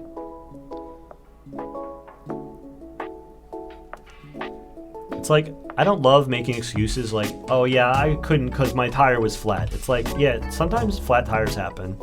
So it's important to me that whenever I'm making an excuse about why something didn't happen, I also talk about, hey, what have I done that's going to change the circumstances so that it's not going to be happening to me over and over in the future. Okay. All right, now I think we're ready to start adding some like details for this. Speaking of the gym, you should get a Theragun. With artist and gamer posture working on it, you get to use that Theragun to fix whatever muscle adhesions you have. Yeah, maybe. I think the biggest muscle problem I have is like when I was first trying to work out like 5 years ago, I did one really terrible rep on like the machine press, the bench press machine, and I pulled my shoulder. And as I was trying to do like forward lateral raises today, like I can feel like a popping or something in that shoulder still. Like something's either weak or out of alignment or something, and I need to do some sort of exercise on that shoulder so it doesn't just get painful when I use it. Because as I'm like actually using my muscles again, it is starting to bother me a little bit. So I need to figure out what exactly is wrong there, and it doesn't seem like something that'd be too bad. Yeah, Jeff told me, yeah, he had 5+ years of back pain because of one bad pull-up. And so I'm being really, really careful this time out, trying to make sure that as I'm doing these reps, like that I'm just maintaining really careful control and really just focusing on trying to work the muscle more so than I'm trying to like impress the machine.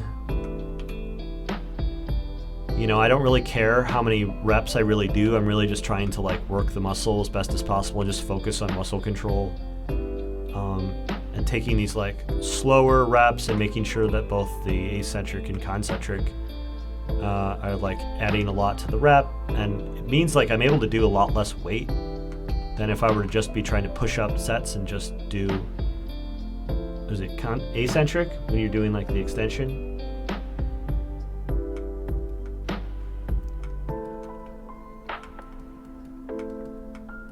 So I'm trying to push up fast and then I'm trying to like let it down really, really slow, and that wears me out pretty bad.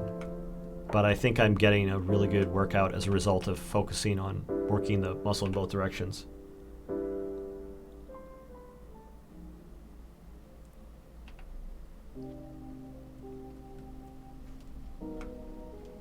I'm not, oh man, 18 years of working out and never fucked it up.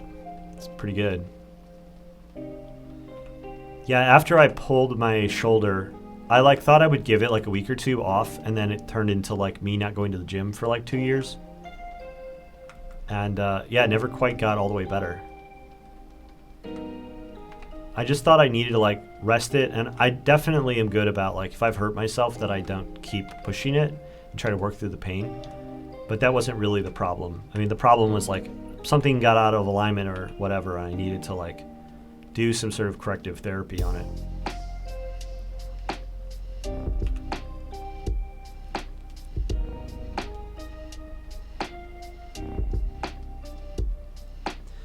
Yeah, the slower reps, like I'm just trying to make the reps as hard as possible, even if it's not like crazy weight. I'm not going to be taking on crazy weight, and I don't really need to. It doesn't take much to like for me to really beat the shit out of myself in the gym. It's not a lot of like, I'm not particularly strong yet. That is the proper way to do it, slow. Fast only with light weight. I mean, I mostly just, yeah. Trying to do as close as I can to like my maximum weight, and I'm trying to like maintain control all the way up and all the way down on it. And it's like really, really forcing me to learn how to like concentrate on my muscles and really focus on like my posture and stuff as I'm doing each exercise, which feels great. I really like that approach to it, more so than like, you know, worrying about whether or not I'm hitting my PB all the time. I have a feeling those numbers are just going to go up. I'm not really worried about making sure that my PB is like constantly going up. I want to make sure that I've just like gotten the full exercise done by the end of the session. Gotten all my sets in. Feel pretty beat up.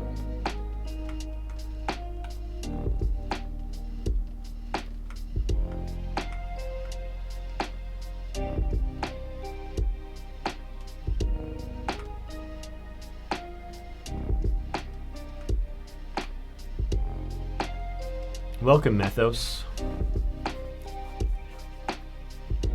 Perfect place on Twitch. Yeah, we've got a decent amount of like people who lift in the Discord too. It's funny. There's like a real overlap between artists and people who lift.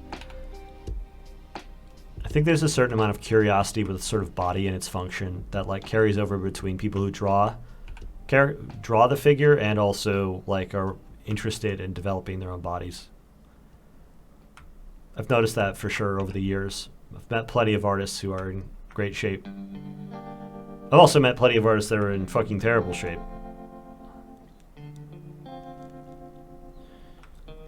You know, it makes me really think that like I've got to make a choice at some point what I'm going to be.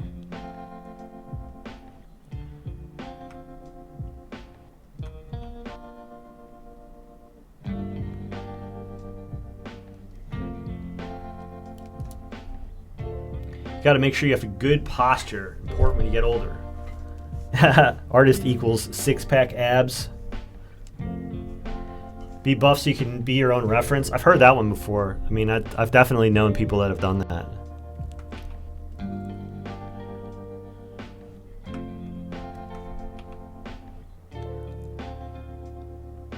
It always annoys me though when somebody's like, oh, actually, I have a really easy time putting on muscle. I'm like, man. Whatever hormones like make you grow a beard and grow muscles and stuff, I don't have them. So for me, it's gonna be a challenge.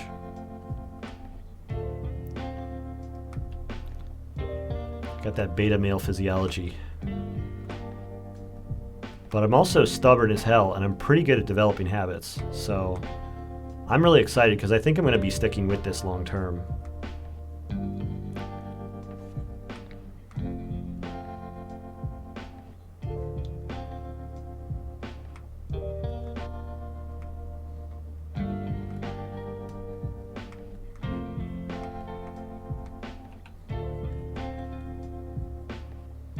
you can see in here how it goes from sort of yellow to orangish to bluish to black. And I'm looking at that, and I'm paying closer attention to that than I am to like a lot of the other stuff. Like I want to find like an orangish reddish color to sort of glaze in through here. Just the same as like, you can see it's in here. And then there's like a more yellowy color up here. And then we've got this like bluish color coming through as it goes down through there. And I've got a little bit of that kind of spread around already through the way that I've developed the color palette. But I need to make sure that those like colors that I've already kind of built hit the right zones in order for it to look natural as it gets mixed together. And so if you see me kind of like hunting around with my cursor like this, I'm like looking for a color that's already on the palette, that's like already on the canvas, that's like the right color temperature and about the right value for what I'm looking in for. Because it's like, once I know that like all the colors I need are here somewhere, it's just a matter of finding and like kind of pushing them to be in the right spots again.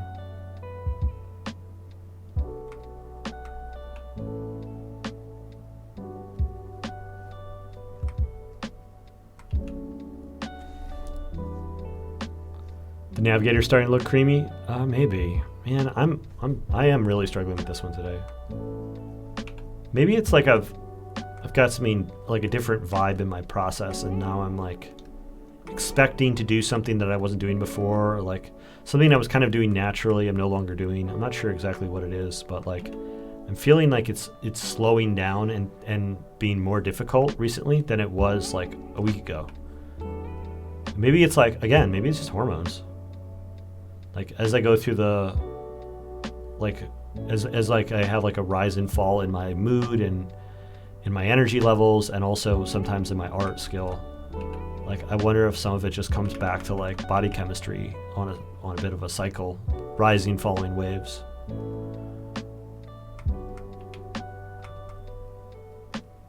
Thankfully, I don't need to worry like, oh no, this study came out bad. What's my boss going to think?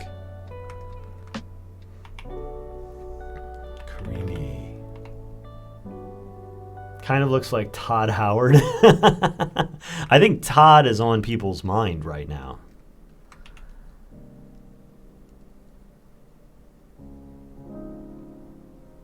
What's Todd up to right now?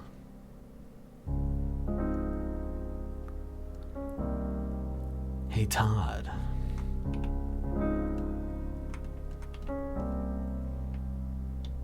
Artist equals moody. Moody, yeah. I mean, sure.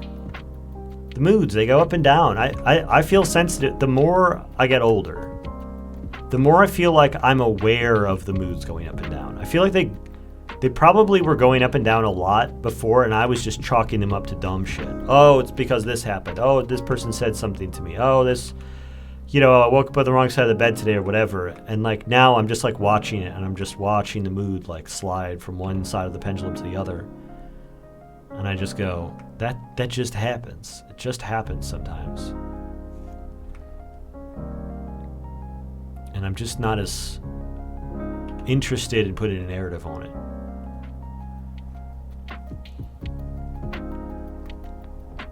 Alright, got this blue-green. Let's put this in the eyes a little bit. Give them a little bit more expressive eye color. He's got these blue eyes already. You can just draw from the color palette to give him maybe a bluish green.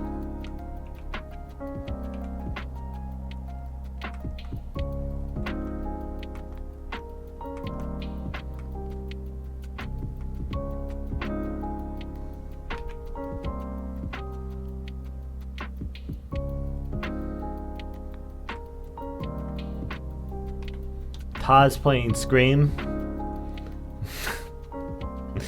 Is he though? Are you sure he's not playing Starfield?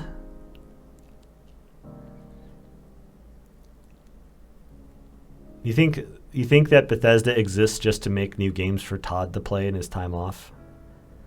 He's like, I bore of this Skyrim. Make me a space game.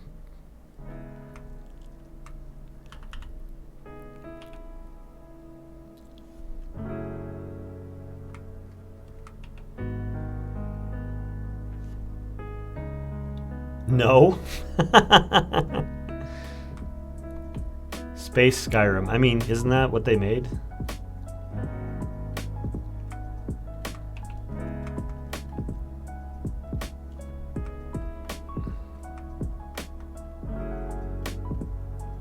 I cannot believe there's not Elder Scrolls 6 out by now. That game's got to be fucking huge because, like, they know that they're gonna print like $1 bazillion when they can announce that the sequel to Skyrim is out. That game, they've released it on so many platforms. They've made so many sales of that game over the years.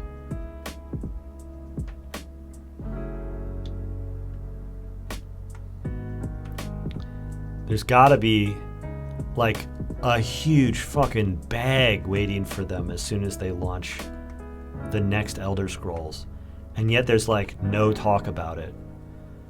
So it's either got to be huge or Todd is off his meds.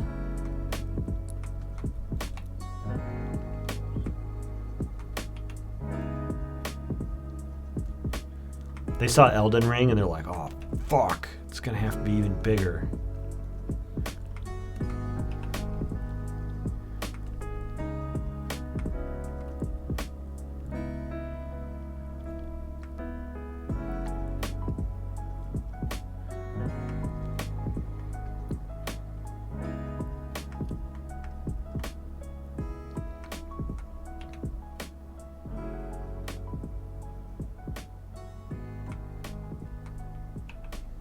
Announced it 6 years ago. Damn. I hope it's good. I hope that people who want it are happy with it. I never really got into Skyrim, so I don't really have a horse in the race.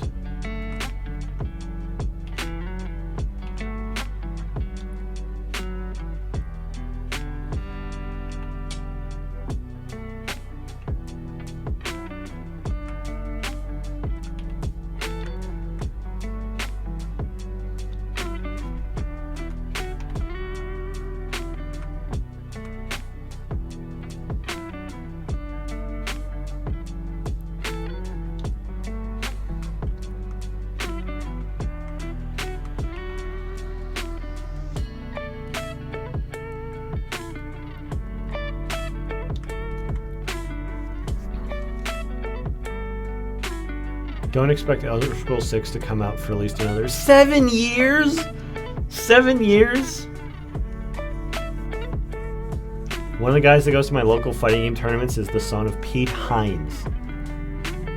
My friend Alex, she used to work with Tom Clancy's son, also named Tom Clancy. It's like Tom Clancy Jr. He's working at some shitty video game studio with my friend Al. And it would be like, you know, you think he's just got access to that Tom Clancy money, you know? But you want to work in games, I ended up at shitty game studio in Chicago.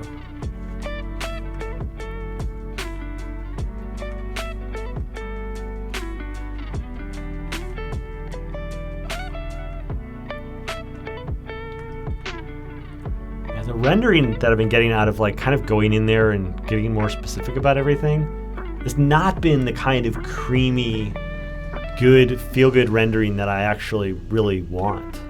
Like that's the thing that's getting me about all this is like when I did this piece here, I felt like I was in total fucking control of like my rendering style, my values, my colors, like everything. I felt like I knew exactly how to do this. And I was like, I'm just going to do a bunch more of those and I'm going to look so fucking cool.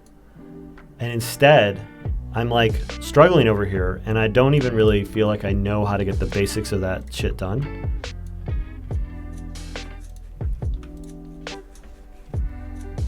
Don't know what happened. He's really good at video games? That's funny. Do you think Pete Hines is also good at video games?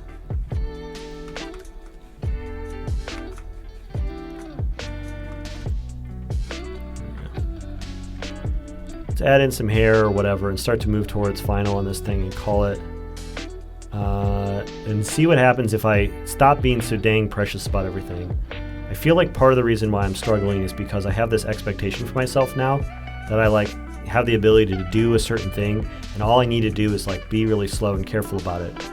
Like that it's something about like the speed that I'm considering everything at that is ultimately resulting in the results that I'm getting, the good results. But there's a certain amount of like carefreeness to it, a sort of natural like laissez-faire attitude that's like I think also producing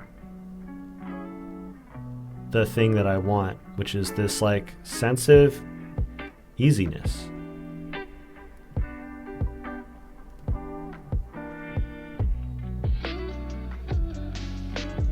I want to feel that feeling, and I want to exude that feeling.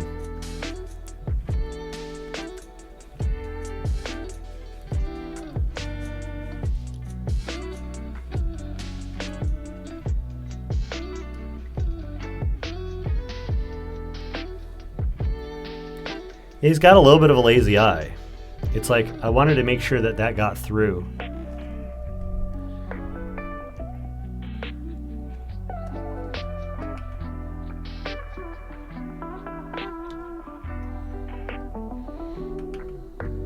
Oh, is this not sampling all layers? There we go.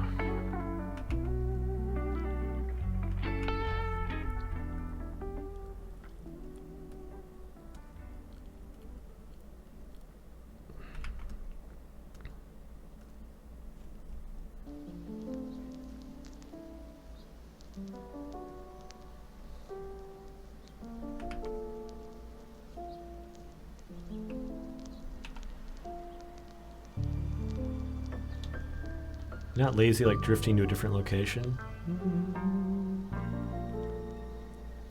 I mean, this eye is a little lower. Maybe it's a little too low. I could do a little rubber stamp, push it up a tad.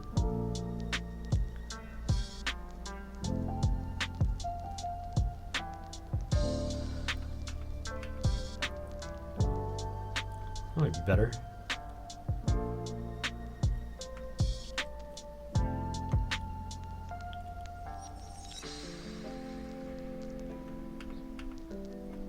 Doesn't take much.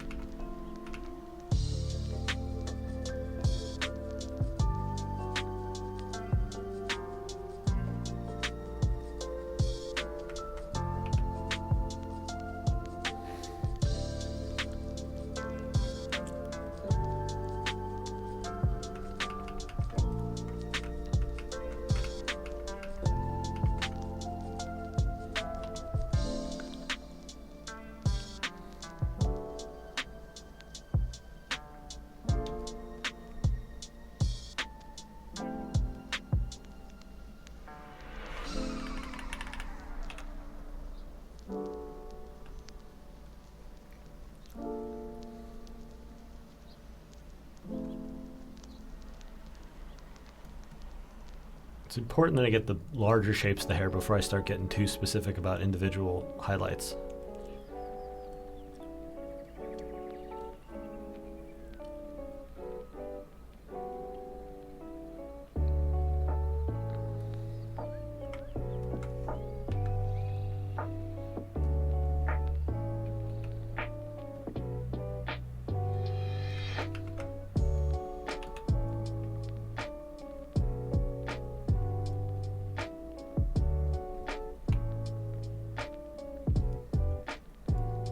I'm using this like textured inky brush that I usually use for concept art on the hair to see if it can add a little bit of a messy texture to it that is going to be appealing. It's an experiment. We'll see if I like it for this purpose.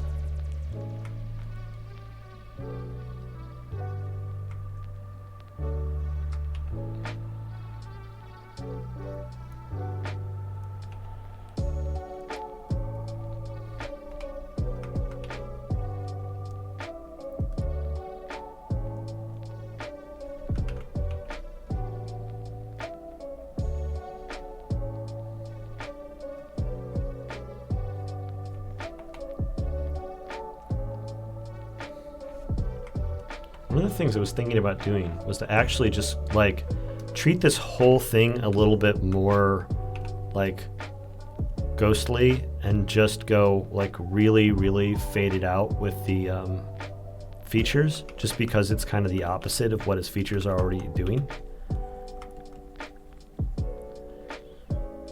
And just like really stylize through some of these values.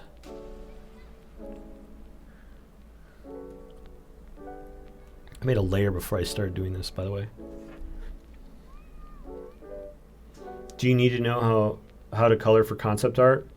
Or can you just be black and white? You can be just black and white. I know plenty of concept artists that just do pencil. How do you make a choice on where to fade off an edge? The two places that I usually look to fade an edge are either like places where there's like a fairly hard edge, but it's not doing any interesting work. Like the side of the head here is not really defining any interesting characteristics for the figure overall, and it leaves a little bit too much contrast for my taste. So I'm just like fading it here because it's like, I don't really want people to care about like the hard contrast on the side of the head. And that's not where my eye is going, so I'm just like obliterating it for the purpose of creating something that is going to be like not catching too much attention for itself. The other place is where I see a natural blending of edges. So if there's a spot where like I see that the colors are starting to come close together but they're not quite touching, I will sometimes like give it an extra poke to break through it. So if there's like a spot where it's like, yeah, this is a little bit, this is not supposed to be like this should be an edge, but it's actually pretty close to not being one, so I'm just going to give it a little bit push over the horizon there. And the same thing happens like you see like on the shoulder where the value between the background and the shoulder is like not really that significant. And so I could just do this and like call it a day and lose that edge on purpose. So sometimes it's where it's like in the areas of either low edge contrast or very high edge contrast that I'm ultimately choosing to lose the edges. And they're being done with purpose in mind, so that it's not just like an exercise in like trying to create an art affect for no reason in particular. It's really there to like achieve specific ends.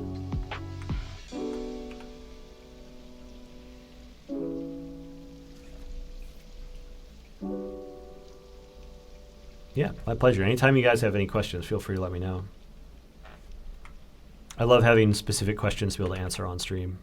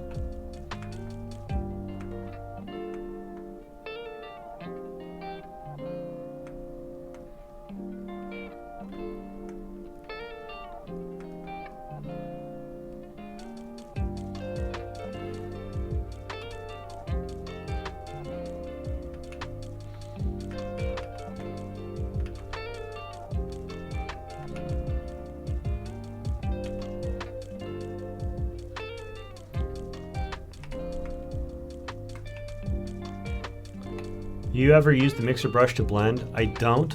The reason being is that like the mixer brush works best when a lot of the content is on the same layer. When you try to sample from too many layers, it can tend to be a huge drain on your computer's resources and can lag really, really bad. So because of the way that I set up my layers, it can be really tough to use the mixer brush in a way that doesn't create like a really disastrous like amount of lag. So I've been ignoring it. I want to learn it a little more, and there's like I've been finding out there's some really cool tricks that make the mixer brush potentially very powerful. So it's something I've been meaning to dive into one of these days for part of my study.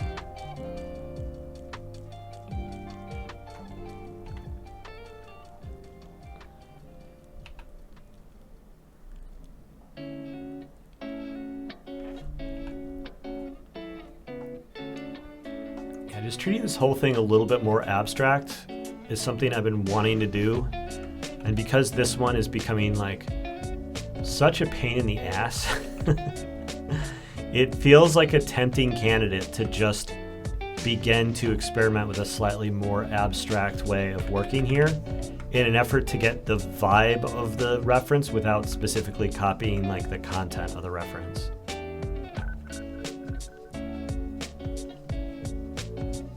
Because I really just want to like loosen the whole thing up. I'm like, I know I'm tightening it down too hard and it's not helping.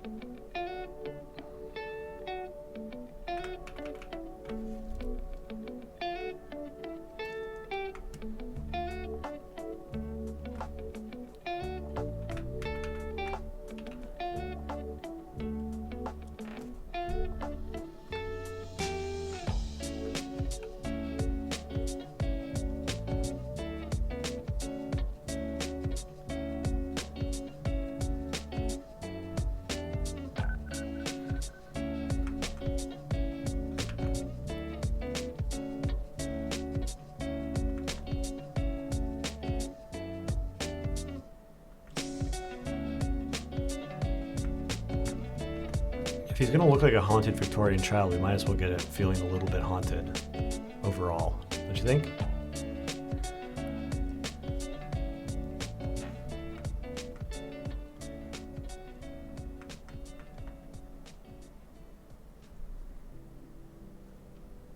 Make this study feel a little cursed. Wet 20%, load 75, mix 90%, flow 100%. Really fast blending. I dropped it in because it made me a shitty artist, but it's a super soft brush. 55 burgers, 55 fries, 55 milkshakes, 55 taters. That's the...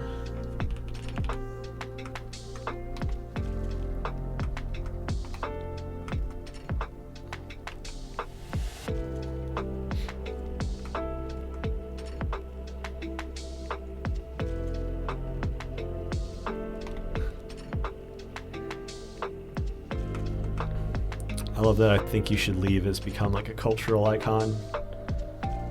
It's so good. Tim Robinson quietly just like showing up in the background of SNL sketches for years, nobody knowing who he was.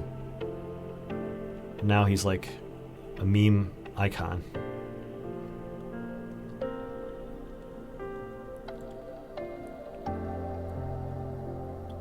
Is there a new season of I Think You Should Leave? There's a third season. And it's got some bangers. It's got some real bangers.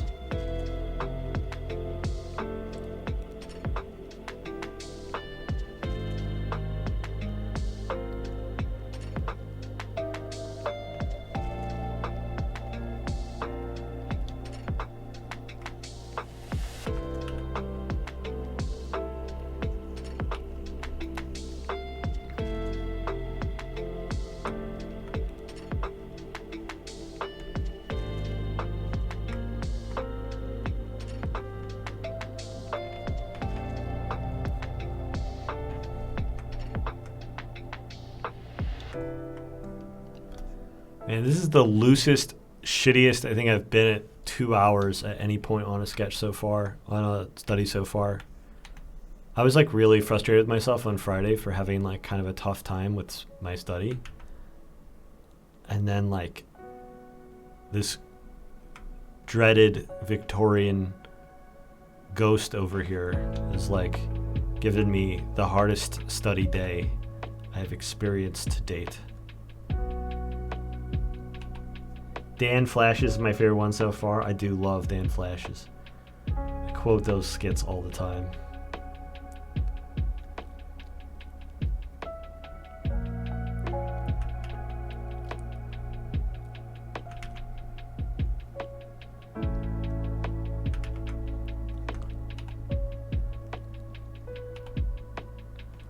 Glad you like it. Yeah, I mean, it's like me trying to just do it like in this looser, brushier style and being less focused on the individual details feels pretty good as like a moving away from whatever was vexing me about this before.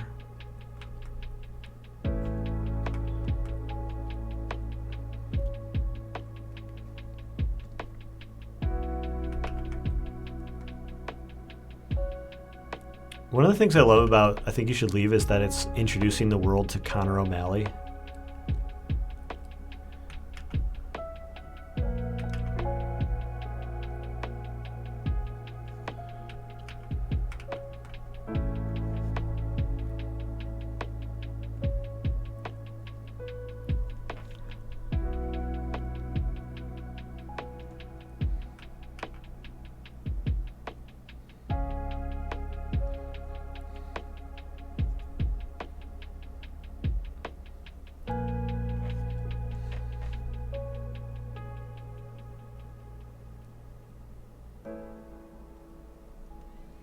So I typically don't use brushes like this, but I have them in my palette now, so I can give it a little bit of a try if the spirit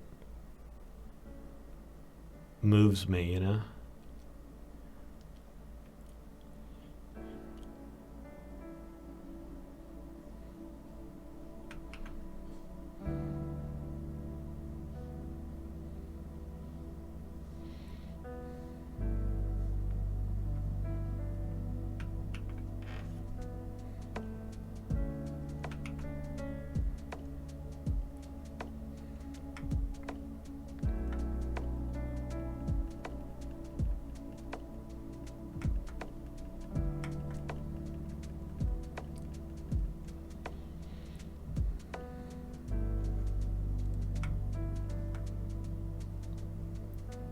Hi, Danny.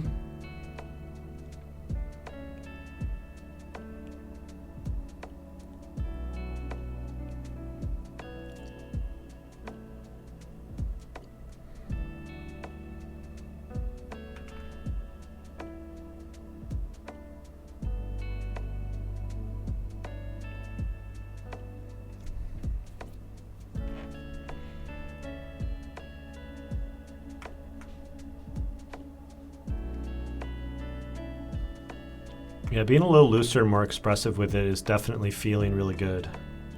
It feels like an escape. It's also giving me a chance to like get a little bit of practice with this weird brush I stole from Ash. Stole being kind of a strong word for taking it from the resource folder where she shared it.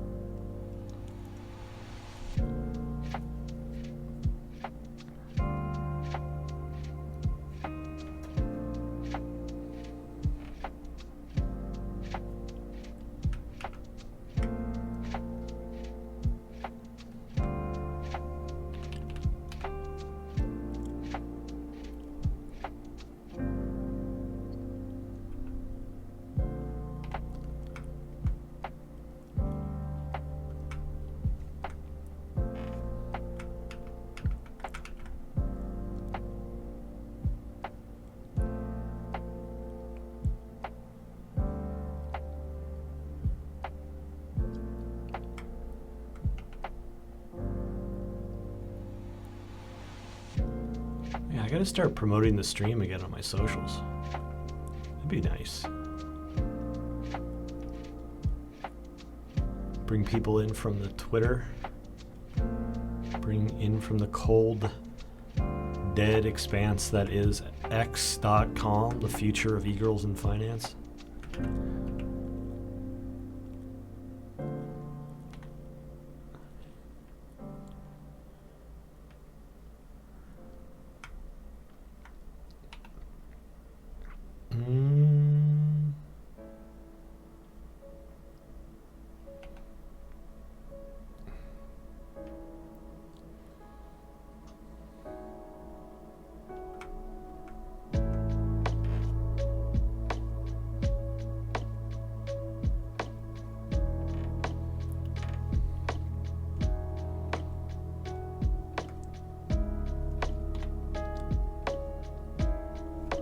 The site formerly known as X.com.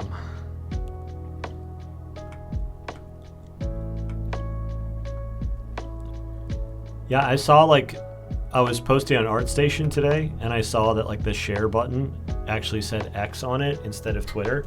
Because most of the places when you go to share social media, they're like, do you want to cross-post this across here and also on Twitter and Facebook and Instagram? And it actually said X, and I was like, oof. People are slowly accepting that that's what it's called. Dark. It's dark.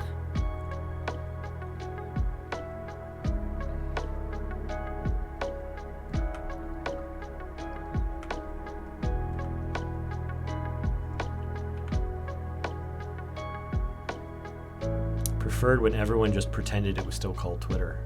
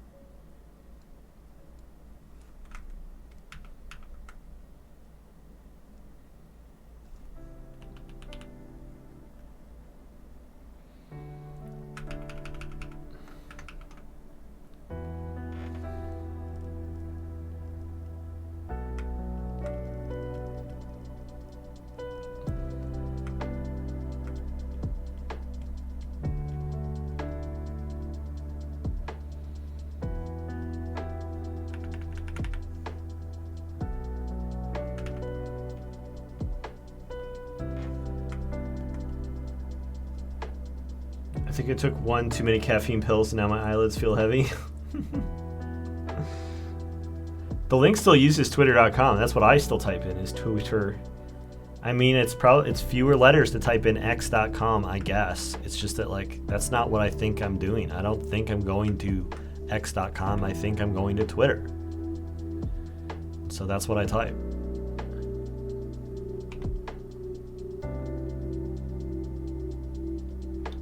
Oh, showed up in your Twitch recommendeds. That's nice. It's nice of Twitch to recommend me. Welcome, welcome.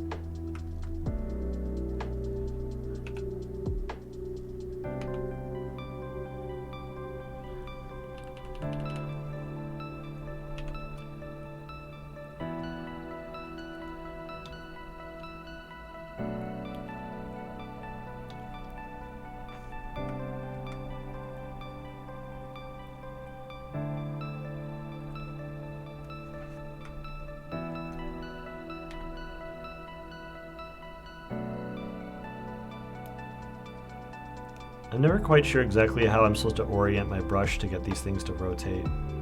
Because the stylus orientation, I don't know exactly how it corresponds to the cursor. It's very weird. They don't coordinate particularly well.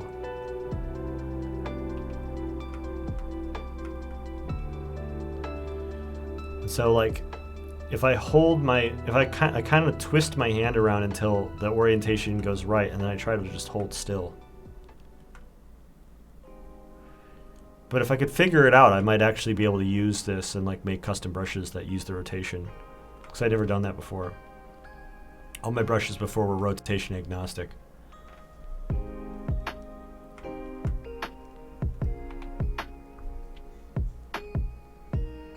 Are we a VTuber stream now? I've been a VTuber stream for a long time. I think after the first week or so, I set up like my little VTuber guy. I need to like upgrade him. I need to give him a fresh coat of paint. I was gonna do maybe a chibi one that was gonna be a little bit more like matching with my voice. But I'm also thinking I'm gonna wrap this up because even though I've been taking time for questions and stuff, it's been a little slow from that. I just don't want to feel like I'm overworking everything here. This scrapey brush, what am I calling it? Flatboy? Flatboy has been a bit of a revelation today. I think ultimately with the style experiments that I'm doing here, Flatboy is easily the most important part of that whole experiment, and potentially a serious part of my painting repertoire going forwards. So welcome to the family, Flatboy.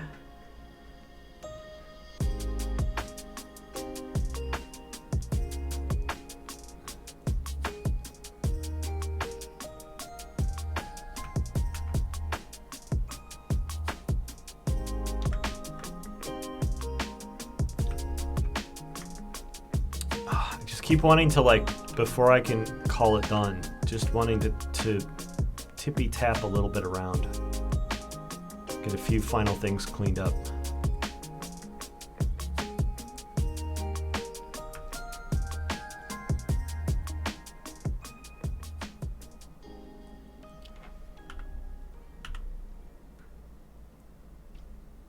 Artist to raid Arthur Gain. All right, got him. In my sights.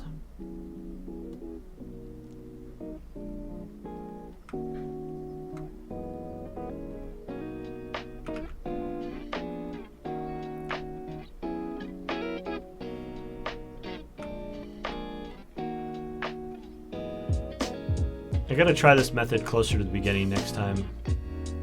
It's fun to paint like this, and I'm pretty bad at it at the moment, so like if I could maybe like dedicate myself to it a little bit more from like the beginning of the process, I bet I could probably create something that is like chunky and expressive like this without being quite so aimless and mushy. Let's maybe get this eye defined a little bit more.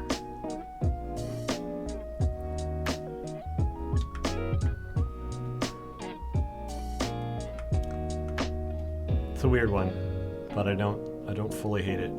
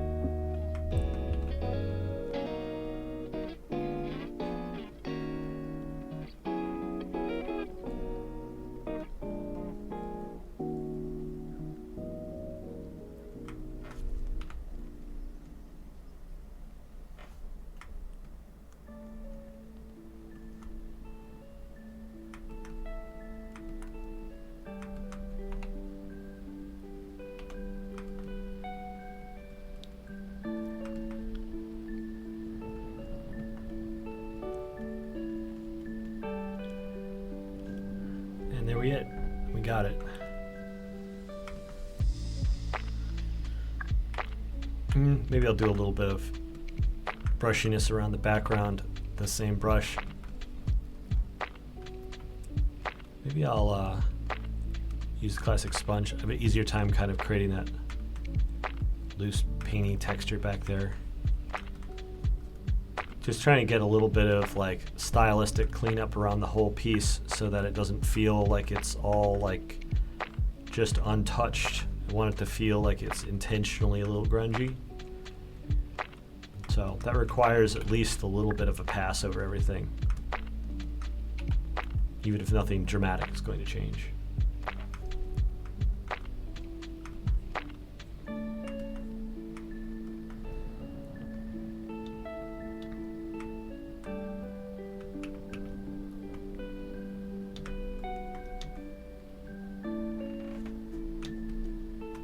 This edge around the collar, I want to get that a little bit softer because it's just like crusty in a way that feels very accidental. I don't want to like leave it that way, but I don't want to really do anything with it. Just kind of mush all this together. Should be good to go. Okay, there we go. Done. See you around, Phil.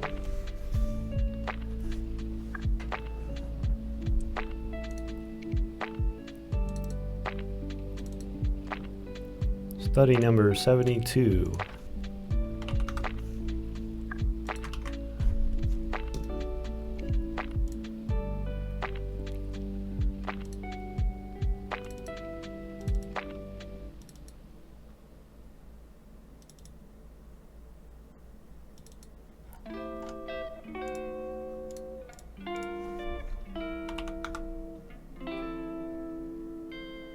All right, that's it for the stream. Let me get this Arthur Gain guy dialed in here. I want to have his stream up, and then we're gonna mute him, let the ad run, and hit him with a raid.